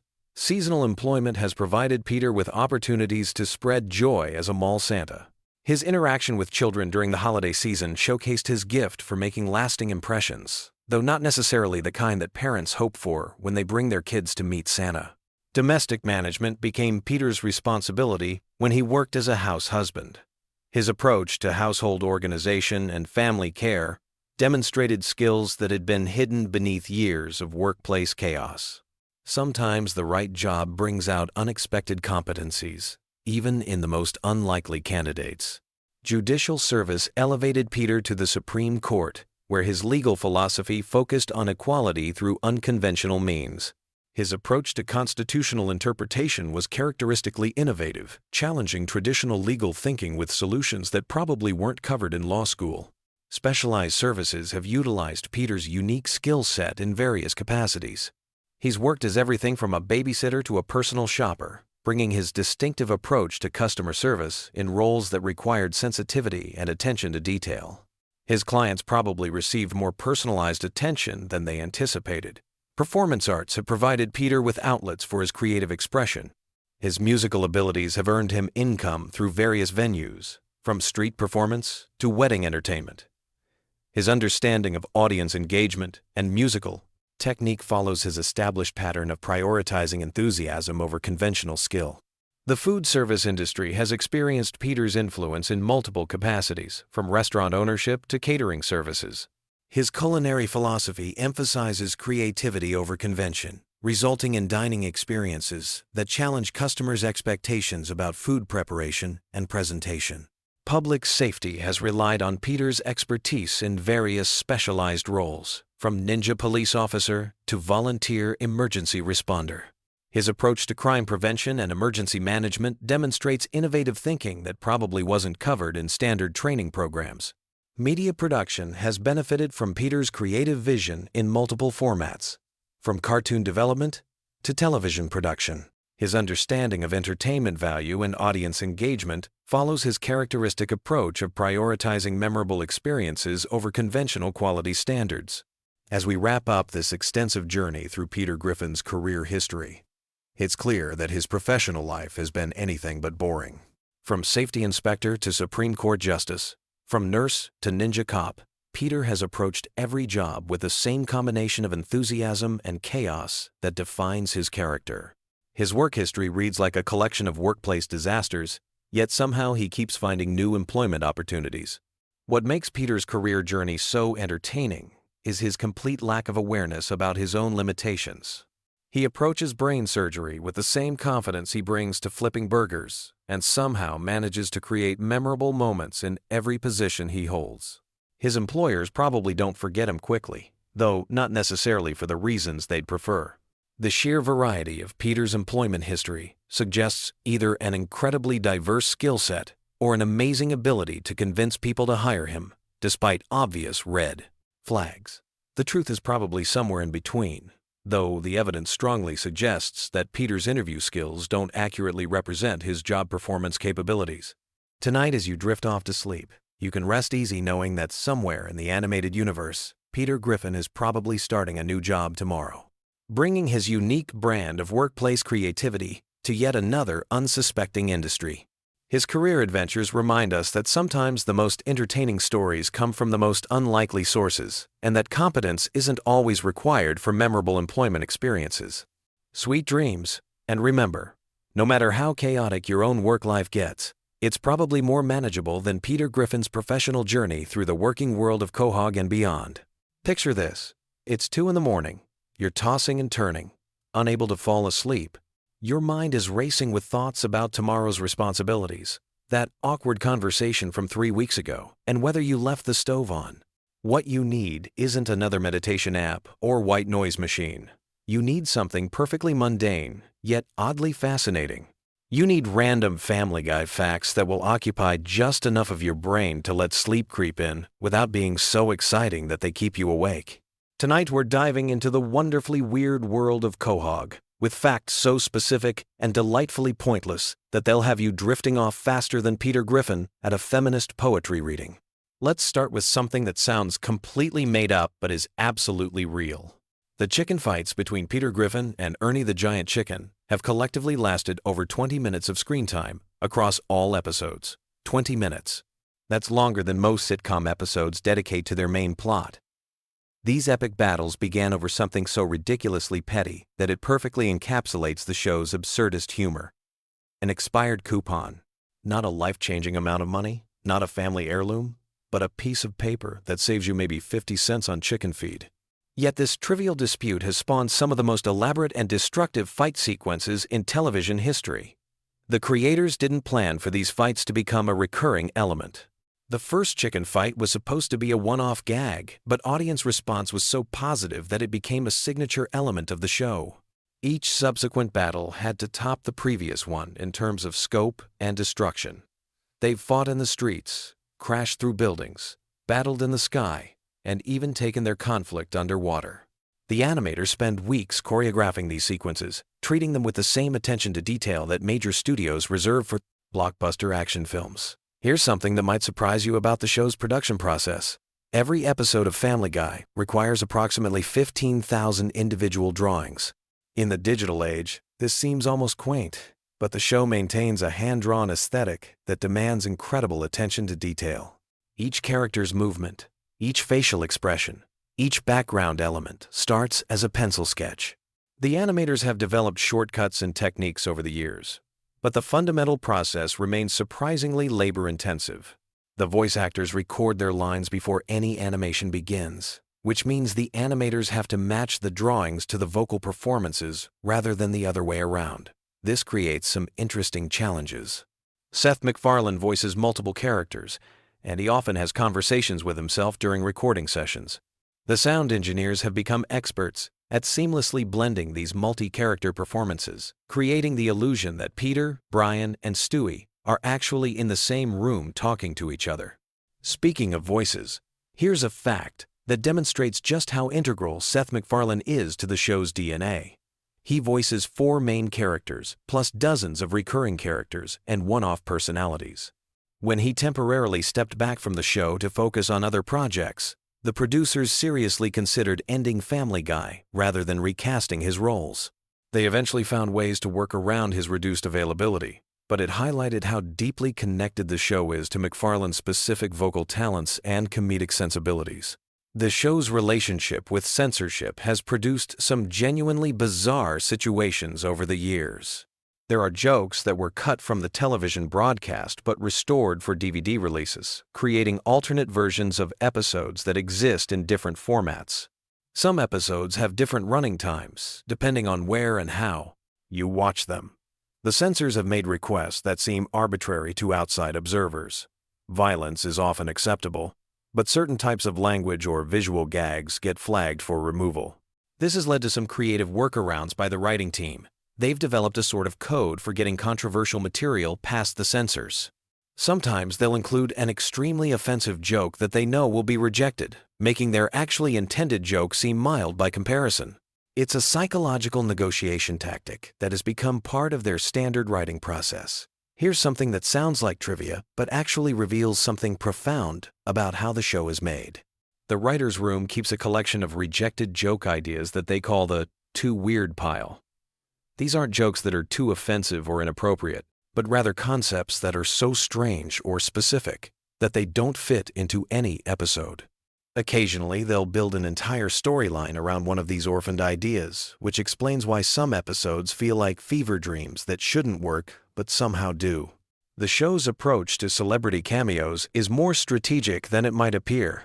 When famous people appear as themselves, they're usually playing exaggerated versions of their public personas rather than trying to seem likable or relatable. The writers deliberately lean into whatever characteristic or controversy that celebrity is known for, creating appearances that feel more like roasts than typical guest spots. This approach has occasionally caused problems when celebrities change their minds about how they want to be portrayed, leading to last-minute script changes or even canceled episodes. Family Guy's relationship with its own continuity is fascinatingly inconsistent. The writers will sometimes reference events from episodes that aired years earlier, demonstrating that they do pay attention to their own history. But they'll just as often completely ignore or contradict previously established facts about the characters or their world. This isn't laziness or poor planning, but rather a deliberate choice to prioritize individual episode quality over series-long consistency. The animation team has developed a visual shorthand for different types of scenes that regular viewers might not consciously notice but definitely feel. Flashback sequences use slightly different color palettes and animation techniques. Dream sequences have their own visual language. Even the way characters move changes depending on whether a scene is meant to be realistic or cartoonish within the show's already cartoonish world. Here's a production detail that reveals how much thought goes into seemingly throwaway moments. Background characters and crowd scenes aren't just randomly generated. The animators create specific individuals with their own implied backstories, even though these characters might only appear for a few seconds. They've developed a whole population of Quahog residents who appear in multiple episodes, creating an illusion of a lived-in community, even though most viewers would never consciously recognize these recurring background players. The show's musical numbers require a completely different production pipeline from regular episodes. They start with Seth MacFarlane or other musically inclined staff members creating rough recordings of the songs. Then professional arrangers develop full orchestrations. The voice actors record their vocals to these arrangements. Only after all the music is complete do the animators begin creating visuals to match. This process can take months for a single musical sequence, which explains why these segments often feel more polished and elaborate than the surrounding episode. Family Guy's approach to holiday episodes reveals something interesting about how the writers view their own show. They treat holiday specials as opportunities to experiment with different formats or storytelling techniques. Rather than simply plugging their characters into traditional holiday scenarios, Christmas episodes might be musicals, Halloween episodes might be horror parodies, and so on. This keeps the show from falling into the predictable patterns that plague many long-running series. The show's merchandise presents some unique challenges because of how the characters are designed. Peter Griffin's proportions don't translate well to three-dimensional objects, leading to action figures and toys that look subtly wrong. The merchandising team has had to develop modified character designs specifically for products, creating versions of the characters that maintain their essential appearance while being more practically manufacturable. Here's something that demonstrates the show's attention to detail in unexpected areas. The writers have created complete backstories for characters who have never appeared on screen. They know the names and personalities of Brian's parents, even though this information has never been relevant to any episode. They've developed detailed histories for minor recurring characters that extend far beyond anything that's ever been shown. This background work helps maintain consistency in how these characters behave, even when they're only making brief appearances. The show's relationship with its own spin-offs created some interesting continuity challenges. When the Cleveland show was in production, storylines had to be coordinated between writing teams to ensure that Cleveland's appearances on Family Guy didn't contradict what was happening on his own show. This led to some awkward scheduling situations where episodes had to be rewritten or delayed to maintain consistency across both series. Family Guy's approach to celebrity deaths has evolved over the years in response to changing cultural sensitivities. Early episodes would sometimes include jokes about recently deceased public figures, but the writers now generally avoid this territory. Unless enough time has passed for such references to feel like historical commentary rather than current events humor. This self-imposed guideline has prevented some potentially awkward situations where episodes would have aired shortly after unexpected celebrity deaths. The show's animators have developed specialized techniques for different types of scenes that regular viewers probably don't notice but contribute to the overall viewing experience. Fight scenes use different frame rates and animation principles than dialogue scenes. Fantasy sequences might employ completely different artistic styles. The animators treat each type of scene as requiring its own approach, making Family Guy more visually diverse than many people realize. Here's a fact that illustrates how deeply the show has embedded itself in popular culture. The writers receive hundreds of suggestions from fans every week, ranging from episode ideas to character suggestions to complaints about plot inconsistencies. While they can't use fan-submitted ideas for legal reasons, these communications help them understand how their audience perceives the show and what elements are most popular or problematic. The show's approach to social media and internet culture has changed dramatically over its run. Early episodes barely acknowledged the existence of the internet, while recent seasons treat social media and online culture as fundamental aspects of modern life. The writers have had to learn new forms of humor and reference that didn't exist when the show began, essentially evolving their comedy style to match changing technology and communication patterns. Family Guy's international versions present fascinating translation challenges. Jokes that rely on American cultural references or wordplay often can't be directly translated, leading to completely different jokes in dubbed versions. Some countries have created culturally specific versions of certain episodes, replacing American references with local equivalents. This has resulted in versions of Family Guy that are almost entirely different shows while maintaining the same basic characters and plot lines. The show's writers maintain detailed style guides that specify how each character speaks, what types of references they would make, and how they would react in different situations. These guides help maintain consistency across different writers and ensure that characters don't drift too far from their established personalities. Brian's dialogue, for example, follows specific patterns that reflect his pretentious intellectual aspirations, while Chris's speech patterns reflect his slower mental processing speed. Here's something that reveals the show's commitment to its own absurdist logic. The writers have created internal rules for how the show's universe works that they follow even when these rules are never explicitly stated. They know how long it takes to travel between different locations in Quahog, which characters know each other, and what each character's financial situation is like. This background consistency helps ground even the most ridiculous storylines in something resembling reality. The show's merchandise licensing deals have created some genuinely strange products over the years. There have been Family Guy-themed everything from breakfast cereals to car accessories to wedding decorations. The licensing team has to consider whether each potential product fits with the show's brand, leading to some philosophical discussions about what Family Guy represents as a cultural entity beyond just a television program. Family Guy's approach to controversial topics has become more sophisticated over the years, moving from simple shock value toward more nuanced satirical commentary.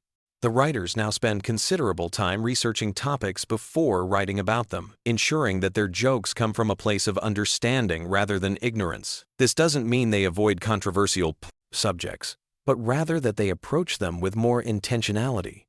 The show's animators have developed a visual signature that makes Family Guy immediately recognizable, even in brief clips or promotional materials. This involves not just character design but also choices about color palettes, camera angles, and motion principles.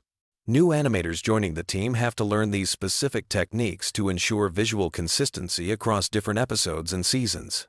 Here's a production detail that most viewers would never think about, but significantly impacts the viewing experience. The show's sound design team creates distinct audio signatures for different characters and locations.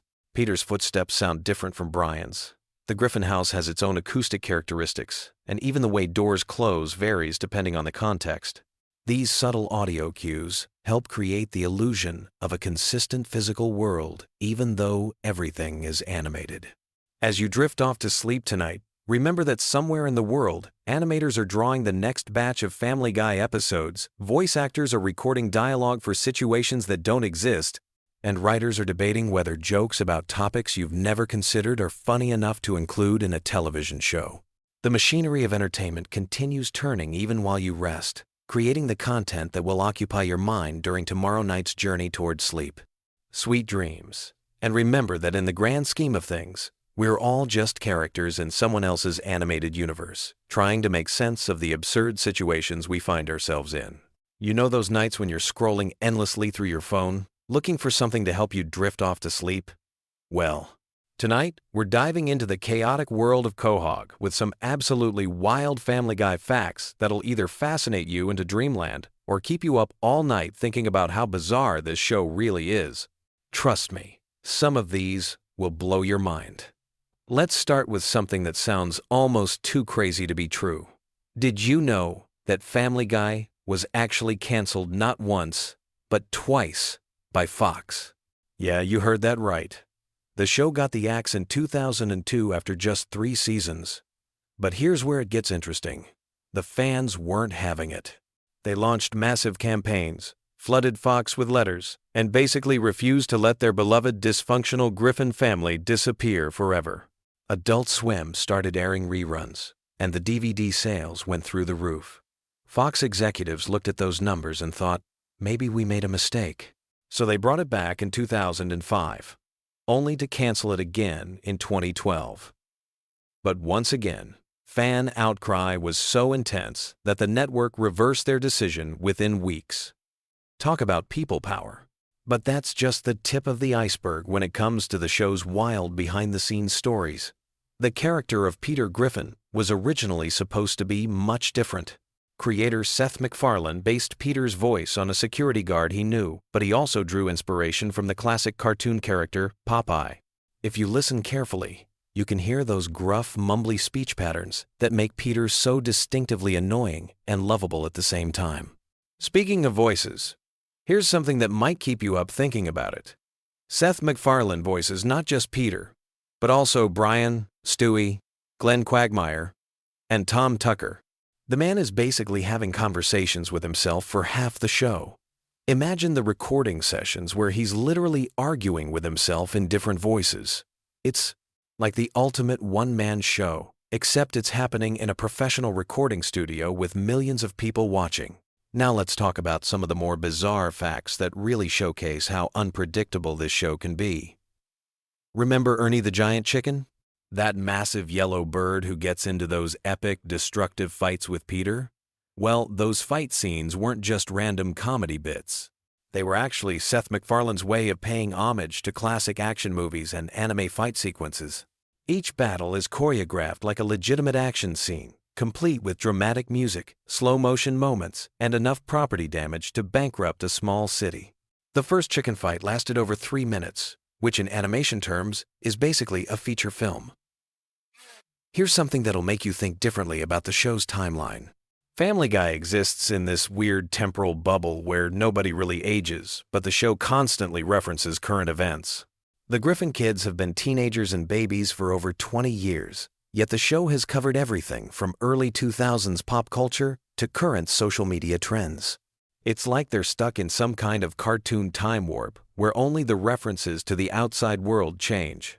The show's approach to controversial topics is another fascinating aspect. Seth MacFarlane has always used Family Guy as a platform to push boundaries and challenge social norms, but he's also incredibly strategic about it. Many of the most shocking moments are actually carefully crafted to spark discussion rather than just offend for the sake of it. The writers spend considerable time debating which lines to cross and which ones to respect, even though the end result might seem completely chaotic. Let's dive into some character-specific facts that reveal just how much thought goes into this seemingly random show. Stewie's British accent has never been officially explained within the show's universe. Seth MacFarlane gave him that posh, sophisticated voice partly as a joke about how American audiences often perceive British accents as more intelligent, but also because it creates this hilarious contrast with his baby appearance and diabolical personality. The accent has become so iconic that fans can instantly recognize Stewie just from hearing a single word. Brian the dog represents something unique in animation history. He's essentially the show's conscience, the character who often voices the writer's more serious opinions about politics and social issues. But here's the kicker. He's also deeply flawed and hypocritical, which makes him more realistic than many human characters on television. His struggles with alcoholism, his pretentious intellectualism, and his unrequited love for Lois create this complex personality that shouldn't work in a cartoon dog, but somehow does perfectly. The show's relationship with censorship is absolutely wild. While Family Guy gets away with an incredible amount of controversial content, there are still things that get cut or altered. The writers have developed this elaborate game with network censors, sometimes including deliberately outrageous content that they expect to be removed, just so they can keep the stuff they really want. It's like a negotiation tactic disguised as comedy writing. Here's something that might surprise you about the show's production process. Each episode takes approximately 10 months to complete from initial concept to final broadcast. That means the writers are constantly juggling multiple episodes at different stages of production. They might be recording voices for one episode while editing animation for another and brainstorming ideas for a third. It's this incredibly complex timeline that allows them to stay current with pop culture references while maintaining consistent character development. The merchandising aspect of Family Guy reveals some interesting insights into fan behavior. Stewie, Griffin merchandise consistently outsells products featuring any other character, including Peter. There's something about that evil baby that resonates with audiences in ways that even surprise the show's creators. Maybe it's his quotability, his distinctive design, or just the absurdity of a homicidal infant, but fans can't get enough of Stewie-themed products. Let's talk about some of the more obscure references that hardcore fans love to discover. The show is packed with callbacks to obscure 1,980 seconds movies, forgotten television commercials, and incredibly specific cultural moments that most viewers won't catch on first viewing. The writers take pride in creating these layers of humor that reward careful attention and repeat watching. Some jokes are designed to be funny on the surface level, while others require extensive pop culture knowledge to fully appreciate. The show's approach to holiday episodes is particularly interesting. Instead of creating heartwarming, family-friendly specials, Family Guy consistently subverts holiday traditions and expectations. Their Christmas episodes often feature apocalyptic scenarios, their Halloween content pushes horror boundaries, and even their Thanksgiving episodes manage to be simultaneously touching and deeply disturbing. It's like they've made it their mission to corrupt every major holiday. Voice acting for Family Guy involves some surprisingly physical performances. Seth MacFarlane often moves around dramatically while recording, especially for Peter's voice, because the character's speech patterns require specific breathing techniques and physical positioning. The other voice actors have picked up similar habits, leading to recording sessions that look more like interpretive dance than traditional voice work. The show's international versions reveal fascinating cultural differences. In some countries, certain episodes are completely banned, while others require extensive editing or dubbing changes that alter entire joke structures. The German version, for example, has to navigate completely different censorship standards, leading to creative workarounds that sometimes make the international versions funnier than the originals. Here's something that connects to the show's longevity. Family Guy has survived multiple major changes in television viewing habits.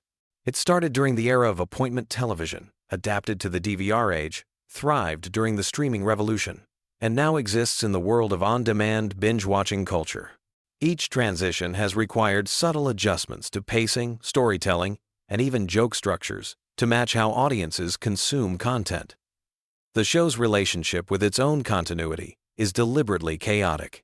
While some animated series maintain strict continuity, Family Guy treats its own history as more of a suggestion than a rule. Characters die and come back. Major events get forgotten or contradicted, and timeline inconsistencies are often acknowledged with jokes rather than explanations. This approach gives the writers incredible freedom, but also creates this surreal viewing experience where anything could happen at any time. Celebrity guest appearances on Family Guy often involve more work than you might expect. Many famous people who lend their voices to the show also help develop their characters' personality and dialogue. Some celebrities have even pitched entire storylines or specific jokes that ended up in episodes. It's become this collaborative process where guest stars are genuinely involved in the creative process, rather than just showing up to read predetermined lines. The show's animation style has evolved significantly over the years, but the changes are so gradual that most viewers don't notice them. Early episodes have a rougher, more hand-drawn quality, while recent episodes feature incredibly smooth computer-assisted animation. The character designs have also subtly shifted, with faces becoming more expressive and movements becoming more fluid. It's like watching the entire animation industry evolve through one show's progression. Family Guy's approach to social media and internet culture is particularly fascinating. The show has managed to stay relevant across multiple digital revolutions by constantly adapting its humor to current online trends. But instead of just making surface-level references to viral videos or memes, the writers dig deeper into how internet culture affects human behavior and social interactions. They're essentially providing commentary on how we've all changed as people due to digital connectivity. The show's musical numbers deserve special recognition for their complexity and production value.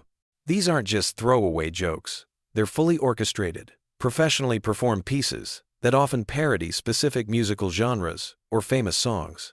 Seth MacFarlane's background in musical theater influences these sequences, resulting in surprisingly sophisticated compositions that could stand alone as legitimate musical entertainment. Here's something that really shows the show's attention to detail. The background characters in Quahog have their own consistent personalities and storylines that play out across multiple episodes. If you pay attention, you'll notice recurring extras who have their own character arcs happening in the background, while the main characters deal with their primary storylines. It creates this sense of a living, breathing community rather than just a backdrop for the Griffin family's adventures. The show's handling of controversial real-world events demonstrates a careful balance between comedy and sensitivity. While Family Guy is known for pushing boundaries, the writers actually spend considerable time discussing how to address serious topics without completely undermining their impact. Sometimes they decide certain events are too sensitive to joke about immediately, waiting months or even years before finding the right comedic angle. And here's something that brings us full circle to why Family Guy works so well as bedtime entertainment. Despite all its chaos and controversy, there's something oddly comforting about the show's consistency. No matter how crazy the world gets, you can count on the Griffin family to be dealing with their own ridiculous problems in their own ridiculous ways.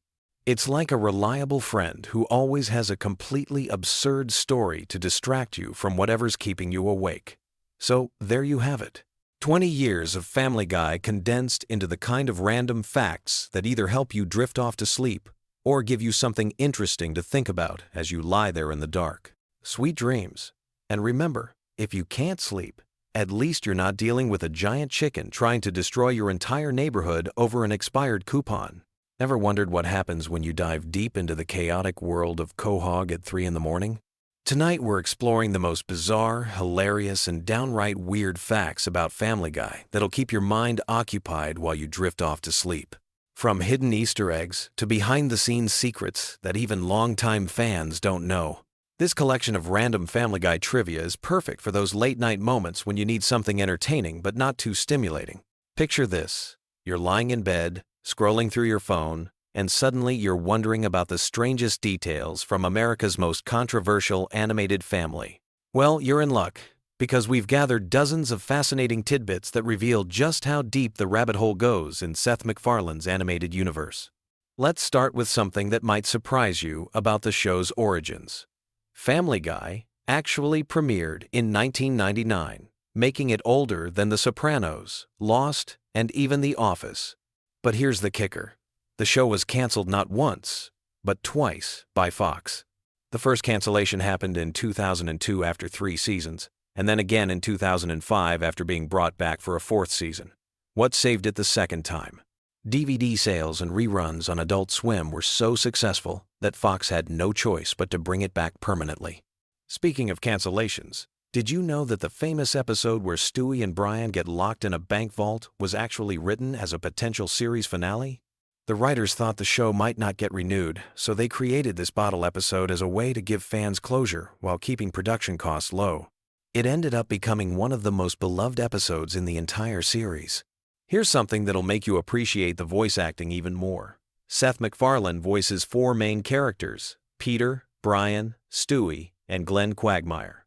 But what's really impressive is that he can switch between all these voices seamlessly during recording sessions. The man is basically having conversations with himself for hours at a time. Imagine being in that recording booth and watching him argue with himself as Peter and Stewie. Now let's talk about some hidden details you've probably never noticed. In the opening credits, when the family is sitting on the couch, Stewie is always holding a different object. Sometimes it's a teddy bear, sometimes a ray gun, and occasionally it's something completely random, like a pineapple. The animators change this detail regularly, but it's so subtle that most viewers never pick up on it. The Griffin's address has actually been revealed multiple times throughout the series, but it keeps changing. Sometimes they live at 31 Spooner Street, other times it's 29 Spooner Street. This isn't continuity error. It's an intentional joke about how cartoon families can basically live anywhere the writers need them to live for the sake of a gag. Here's a weird one. Meg's full name is actually Megatron Griffin. This was revealed in one episode as a throwaway joke, but it's technically canon. Her parents named her after the Transformers villain, which honestly explains a lot about why she turned out the way she did. Imagine going through high school with that on your birth certificate. The chicken fights between Peter and Ernie the Giant Chicken aren't just random acts of cartoon violence. They're actually parodies of classic action movie fight scenes. Each fight references different films, from They Live to The Matrix. The writers spend enormous amounts of time choreographing these sequences to match specific cinematic moments frame by frame.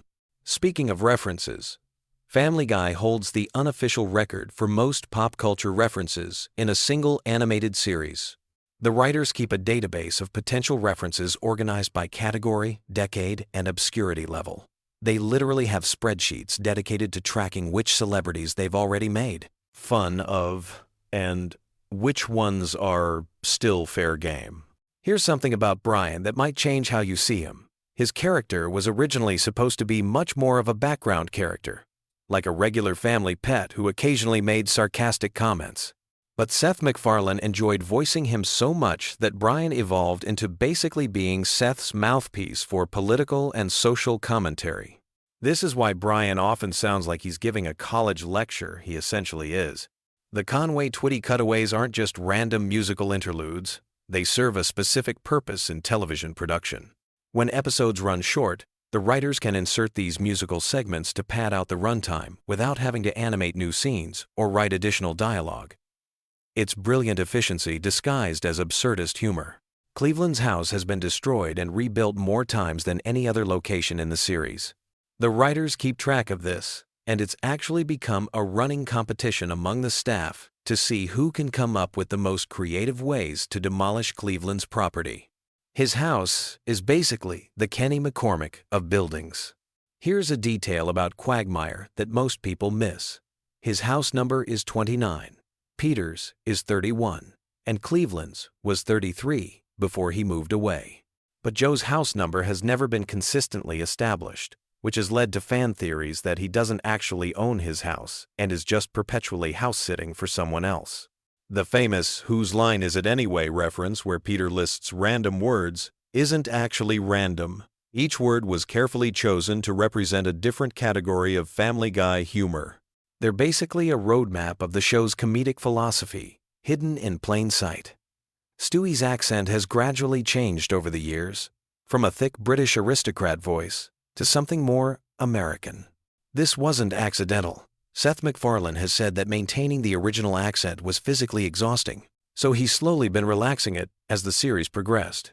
If you go back and watch early episodes, the difference is striking.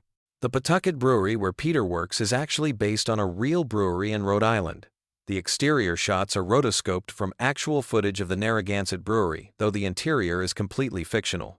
Local Rhode Islanders often spot familiar landmarks in the background of various episodes. Here's something about the show's animation. The characters' eyes are deliberately drawn to be slightly different sizes. Peter's left eye is always drawn slightly larger than his right, which gives him that perpetually confused expression. This asymmetry was added specifically to make him look more dopey and lovable.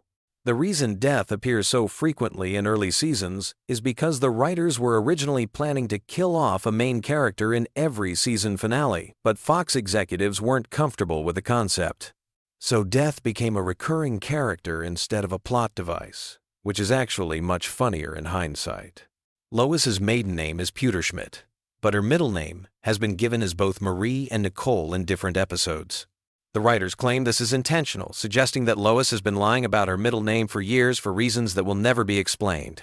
The evil monkey in Chris's closet was originally supposed to be revealed as Chris's imaginary friend, but the writers decided it was funnier if he was completely real and just randomly living in their house. This decision led to one of the series' most beloved recurring characters. Here's something about the show's timeline. The Griffins have been celebrating the same holidays for over 20 years of real time, but they never age. However, the writers occasionally drop hints about the passage of time through background details like changing technology and evolving fashion trends in crowd scenes. The reason Peter's boss, Mr. Weed, died in such a bizarre way, choking on dinner rolls while watching Popeye, was because the writers wanted to establish that anyone could die at any time in the Family Guy universe, for completely ridiculous reasons. It set the precedent for the show's approach to mortality as comedy. Trisha Takanawa's reporting segments are all written by the same staff writer who used to work in local television news. All of her ridiculous news stories are based on real absurd stories that the writer covered during his journalism career, just exaggerated for comedic effect. The Drunken Clam Bar where Peter and his friends hang out was modeled after Cheers, but the writers deliberately made it seedier and more depressing to contrast with that show's warm, welcoming atmosphere. It's meant to represent the difference between idealized television friendships and actual dysfunctional male bonding. Here's a weird production detail. The show's writers keep a cutaway database with hundreds of unused cutaway gags organized by setup line. If they need a quick cutaway for an episode that's running short, they can search the database by keyword and find something appropriate. Some of these unused cutaways eventually become the basis for entire episodes. The reason Herbert, the elderly neighbor, is so creepy isn't just for shock value, is inassigned. His character is actually a commentary on how society often ignores obvious warning signs about predatory behavior. The writers intentionally make him so obviously suspicious that it becomes absurd that no one in the show takes him seriously. Stewie's football-shaped head wasn't originally intentional. Seth MacFarlane was just a poor artist when he created the character, but the distinctive shape became so iconic that when the animation quality improved, they kept the weird proportions on purpose. The show's musical numbers aren't just random, they're specifically written to parody different Broadway and Hollywood musical styles. Each song is crafted to sound like it could come from a specific era of musical theater, from 1,930 seconds Hollywood musicals to modern Broadway productions. Here's something about the voice acting. When characters sing, their speaking voice actors don't always do the singing. Several characters have dedicated singing voices who are professional Broadway performers. This is why some characters sound noticeably different when they break into song. The chicken that fights Peter is named Ernie, and he has his own detailed backstory that's never fully explained in the show. According to the writers, Ernie has a family, a mortgage, and a completely normal life outside of his inexplicable rivalry with Peter. His motivations remain mysterious intentionally. Roadhouse is referenced more than any other single movie in Family Guy, appearing in over 30 different episodes in various forms.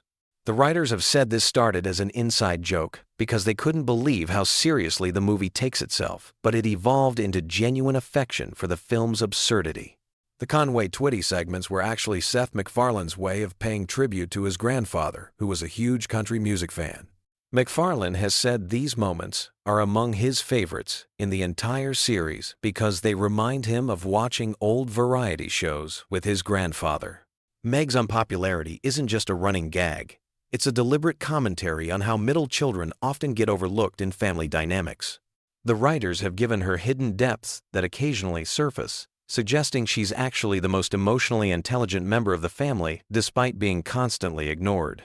The show's animation style deliberately mimics the look of 1,980 seconds Saturday morning cartoons, complete with slightly off-model character designs and limited animation techniques. This was intentional, as MacFarlane wanted the show to feel nostalgic and slightly cheap, like the cartoons he grew up watching. Here's a detail about the opening theme. The lyrics were written to sound like a generic sitcom theme song, but they're actually describing a completely dysfunctional family situation.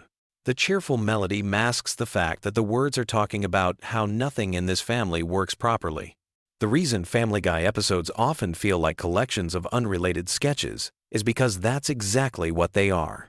The writers start with a basic premise and then build around it with whatever random ideas they've been wanting to explore. This approach gives the show its unique, chaotic energy. So there you have it. Dozens of random Family Guy facts to occupy your mind as you drift off to sleep. From production secrets to hidden meanings, the world of Family Guy is far more complex and deliberate than it might appear on the surface. Whether you're a longtime fan or just discovering the show, these little details add extra layers to every rewatch. Sweet dreams. And remember, somewhere in Quahog, Peter Griffin is probably doing something spectacularly stupid, while Stewie plots world domination, and Brian writes terrible novels.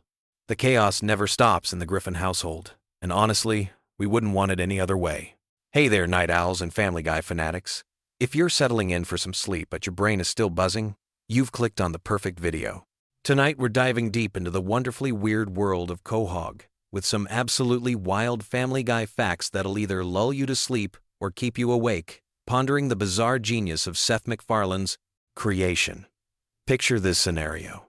You're lying in bed, eyes getting heavy, but your mind keeps wandering. Maybe you're thinking about that awkward conversation you had at work, or wondering why you ate that entire bag of chips for dinner. Well, forget all that mundane stuff because we're about to embark on a journey through 20 years of Family Guy madness that's guaranteed to give your brain something much more entertaining to chew on. Let's start with something that might surprise you about the show's origins. When Seth MacFarlane first pitched Family Guy, he was just 24 years old and working at Hanna-Barbera. The network executives were so impressed with his 15-minute pilot that they ordered the series on the spot. But here's the kicker. MacFarlane had never actually run a television show before.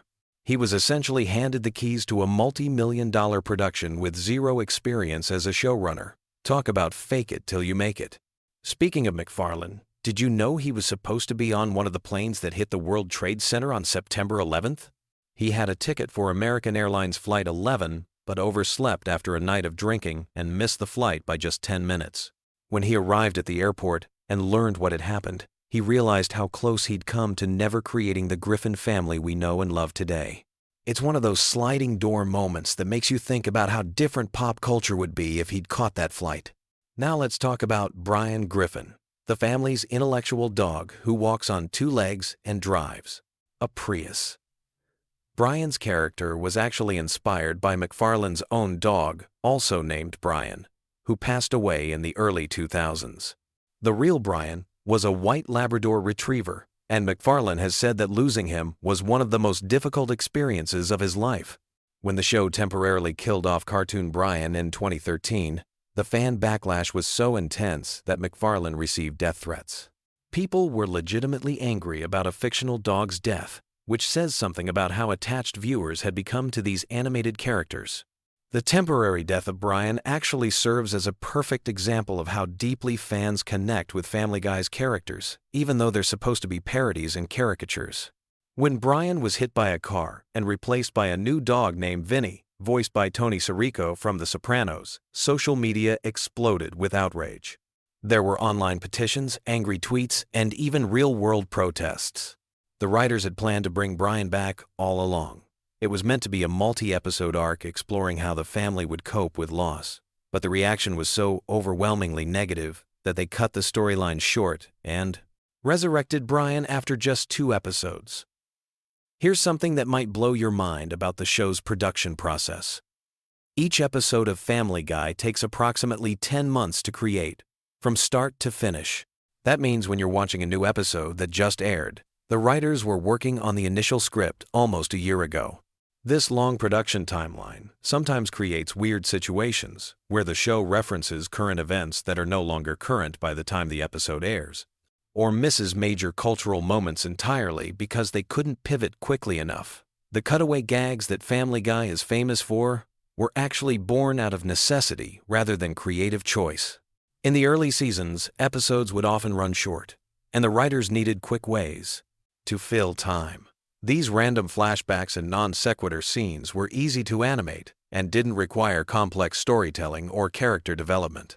What started as a time-filling technique became the show's signature storytelling device, copied by countless other animated series. Let's dive into some character-specific weirdness. Stewie Griffin's distinctive football-shaped head wasn't originally intended to be football-shaped at all.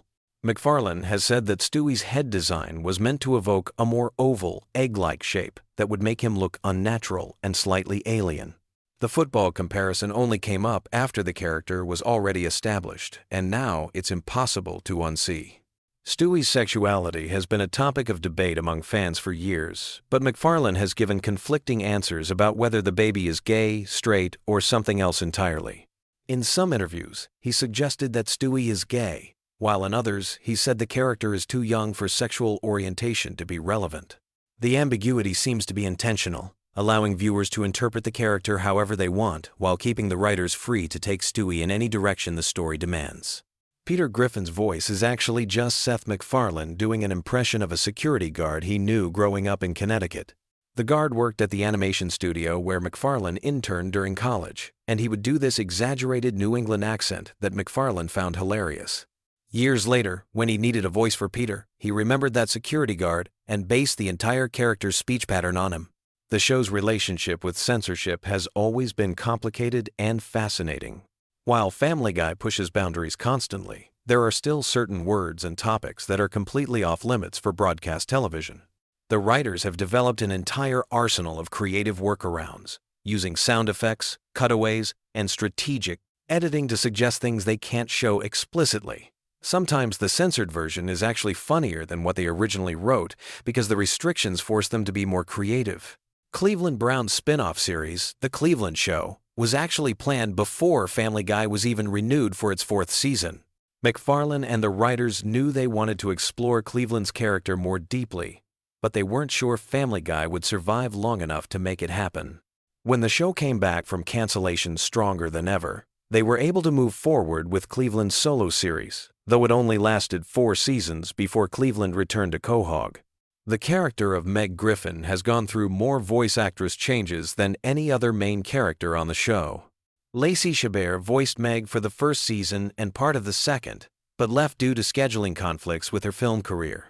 Mila Kunis took over the role and has been playing Meg ever since, but many fans still don't realize there was ever a different voice actress. Interestingly, Kunis was only 15 when she started voicing Meg, making her younger than the character she was playing. Family Guy's cancellation and resurrection story is one of the most unusual in television history. The show was canceled after just 3 seasons due to low ratings, but DVD sales and syndication reruns on Adult Swim introduced it to a whole new audience. The ratings for the reruns were actually higher than the ratings for new episodes had been when the show first aired. This success convinced Fox to bring the show back, making Family Guy the first canceled series to be revived purely based on DVD sales and cable reruns. The show's animation style has evolved significantly over the years, though casual viewers might not notice the changes. Early episodes were animated using traditional cell animation techniques, while current episodes are created entirely using digital animation software. The digital process allows for more complex visual effects and faster production times, but some longtime fans argue that the hand-drawn episodes had a warmer, more organic feel. Here's something that might surprise you about the show's writing process. Despite Family Guy's reputation for random stream-of-consciousness humor, every single cutaway gag and non-sequitur moment is carefully planned and scripted.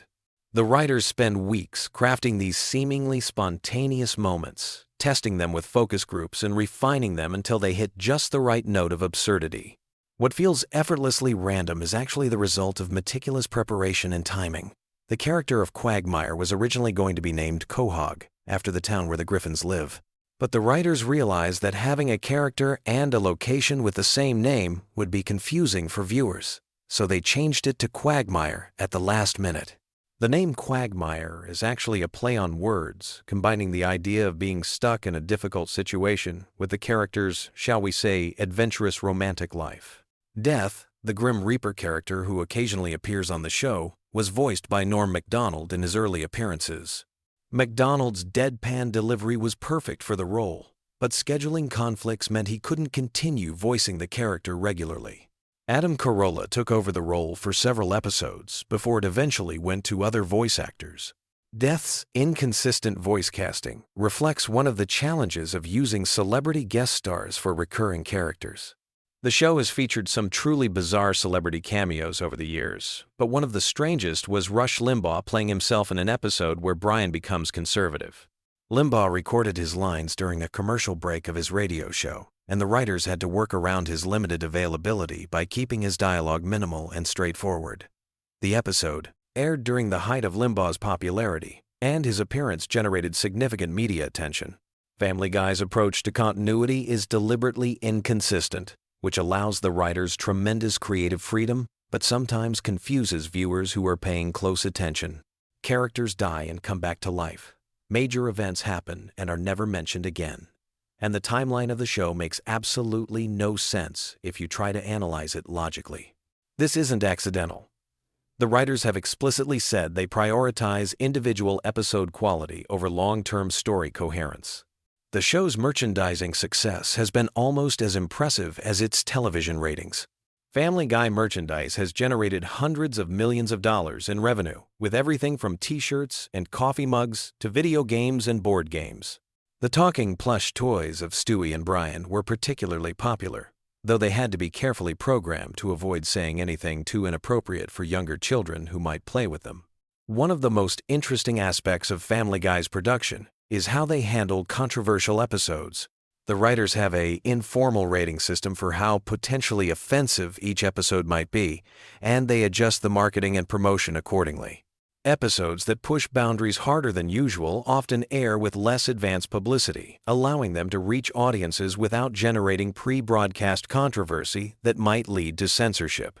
The show's relationship with Fox Network executives has been notoriously rocky over the years. MacFarlane has been vocal about his frustrations with network interference, and several episodes have included not-so-subtle jabs at Fox's programming decisions and corporate culture. Despite this tension, Family Guy remains one of Fox's most valuable properties, giving MacFarlane significant leverage in creative disputes. Here's a production detail that most viewers never think about, but affects every single episode. The timing of animated comedy is completely different from live-action comedy because animated characters can move and react in ways that real actors cannot. Jokes that would fall flat in live action can work perfectly in animation because the visual possibilities are unlimited. The writers and animators work closely together to ensure that the timing of visual gags matches the rhythm of the dialogue. The voice recording process for Family Guy is also unique in the animation world. Most animated shows record each actor separately, but Family Guy often brings the main cast together for group recording sessions. This allows for more natural interactions and improvisation, though it also makes the recording process more expensive and time-consuming. Seth MacFarlane voices multiple characters, so he sometimes has to have conversations with himself, switching between Peter, Brian, and Stewie within the same scene. As you're drifting off to sleep tonight, think about this final fact. Family Guy has now been on the air for over 2 decades, making it one of the longest-running animated series in television history. Kids who watched the first episode when it premiered in 1999 are now adults with children of their own. The show has outlasted multiple generations of network executives, survived cancellation, and adapted to completely different media landscapes, from broadcast television to streaming services. The Griffin family has become as familiar to many people as their own relatives, which is both impressive and slightly disturbing when you consider how dysfunctional that family actually is. But maybe that's the secret to Family Guy's enduring appeal.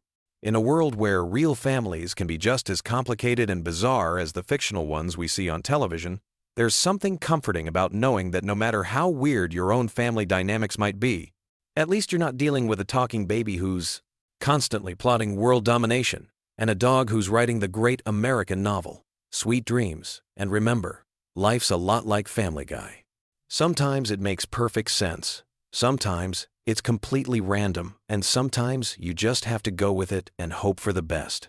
Whether you're a longtime fan or a newcomer to the show, these facts give you a glimpse into the creative chaos that makes Family Guy such a unique entry in television history.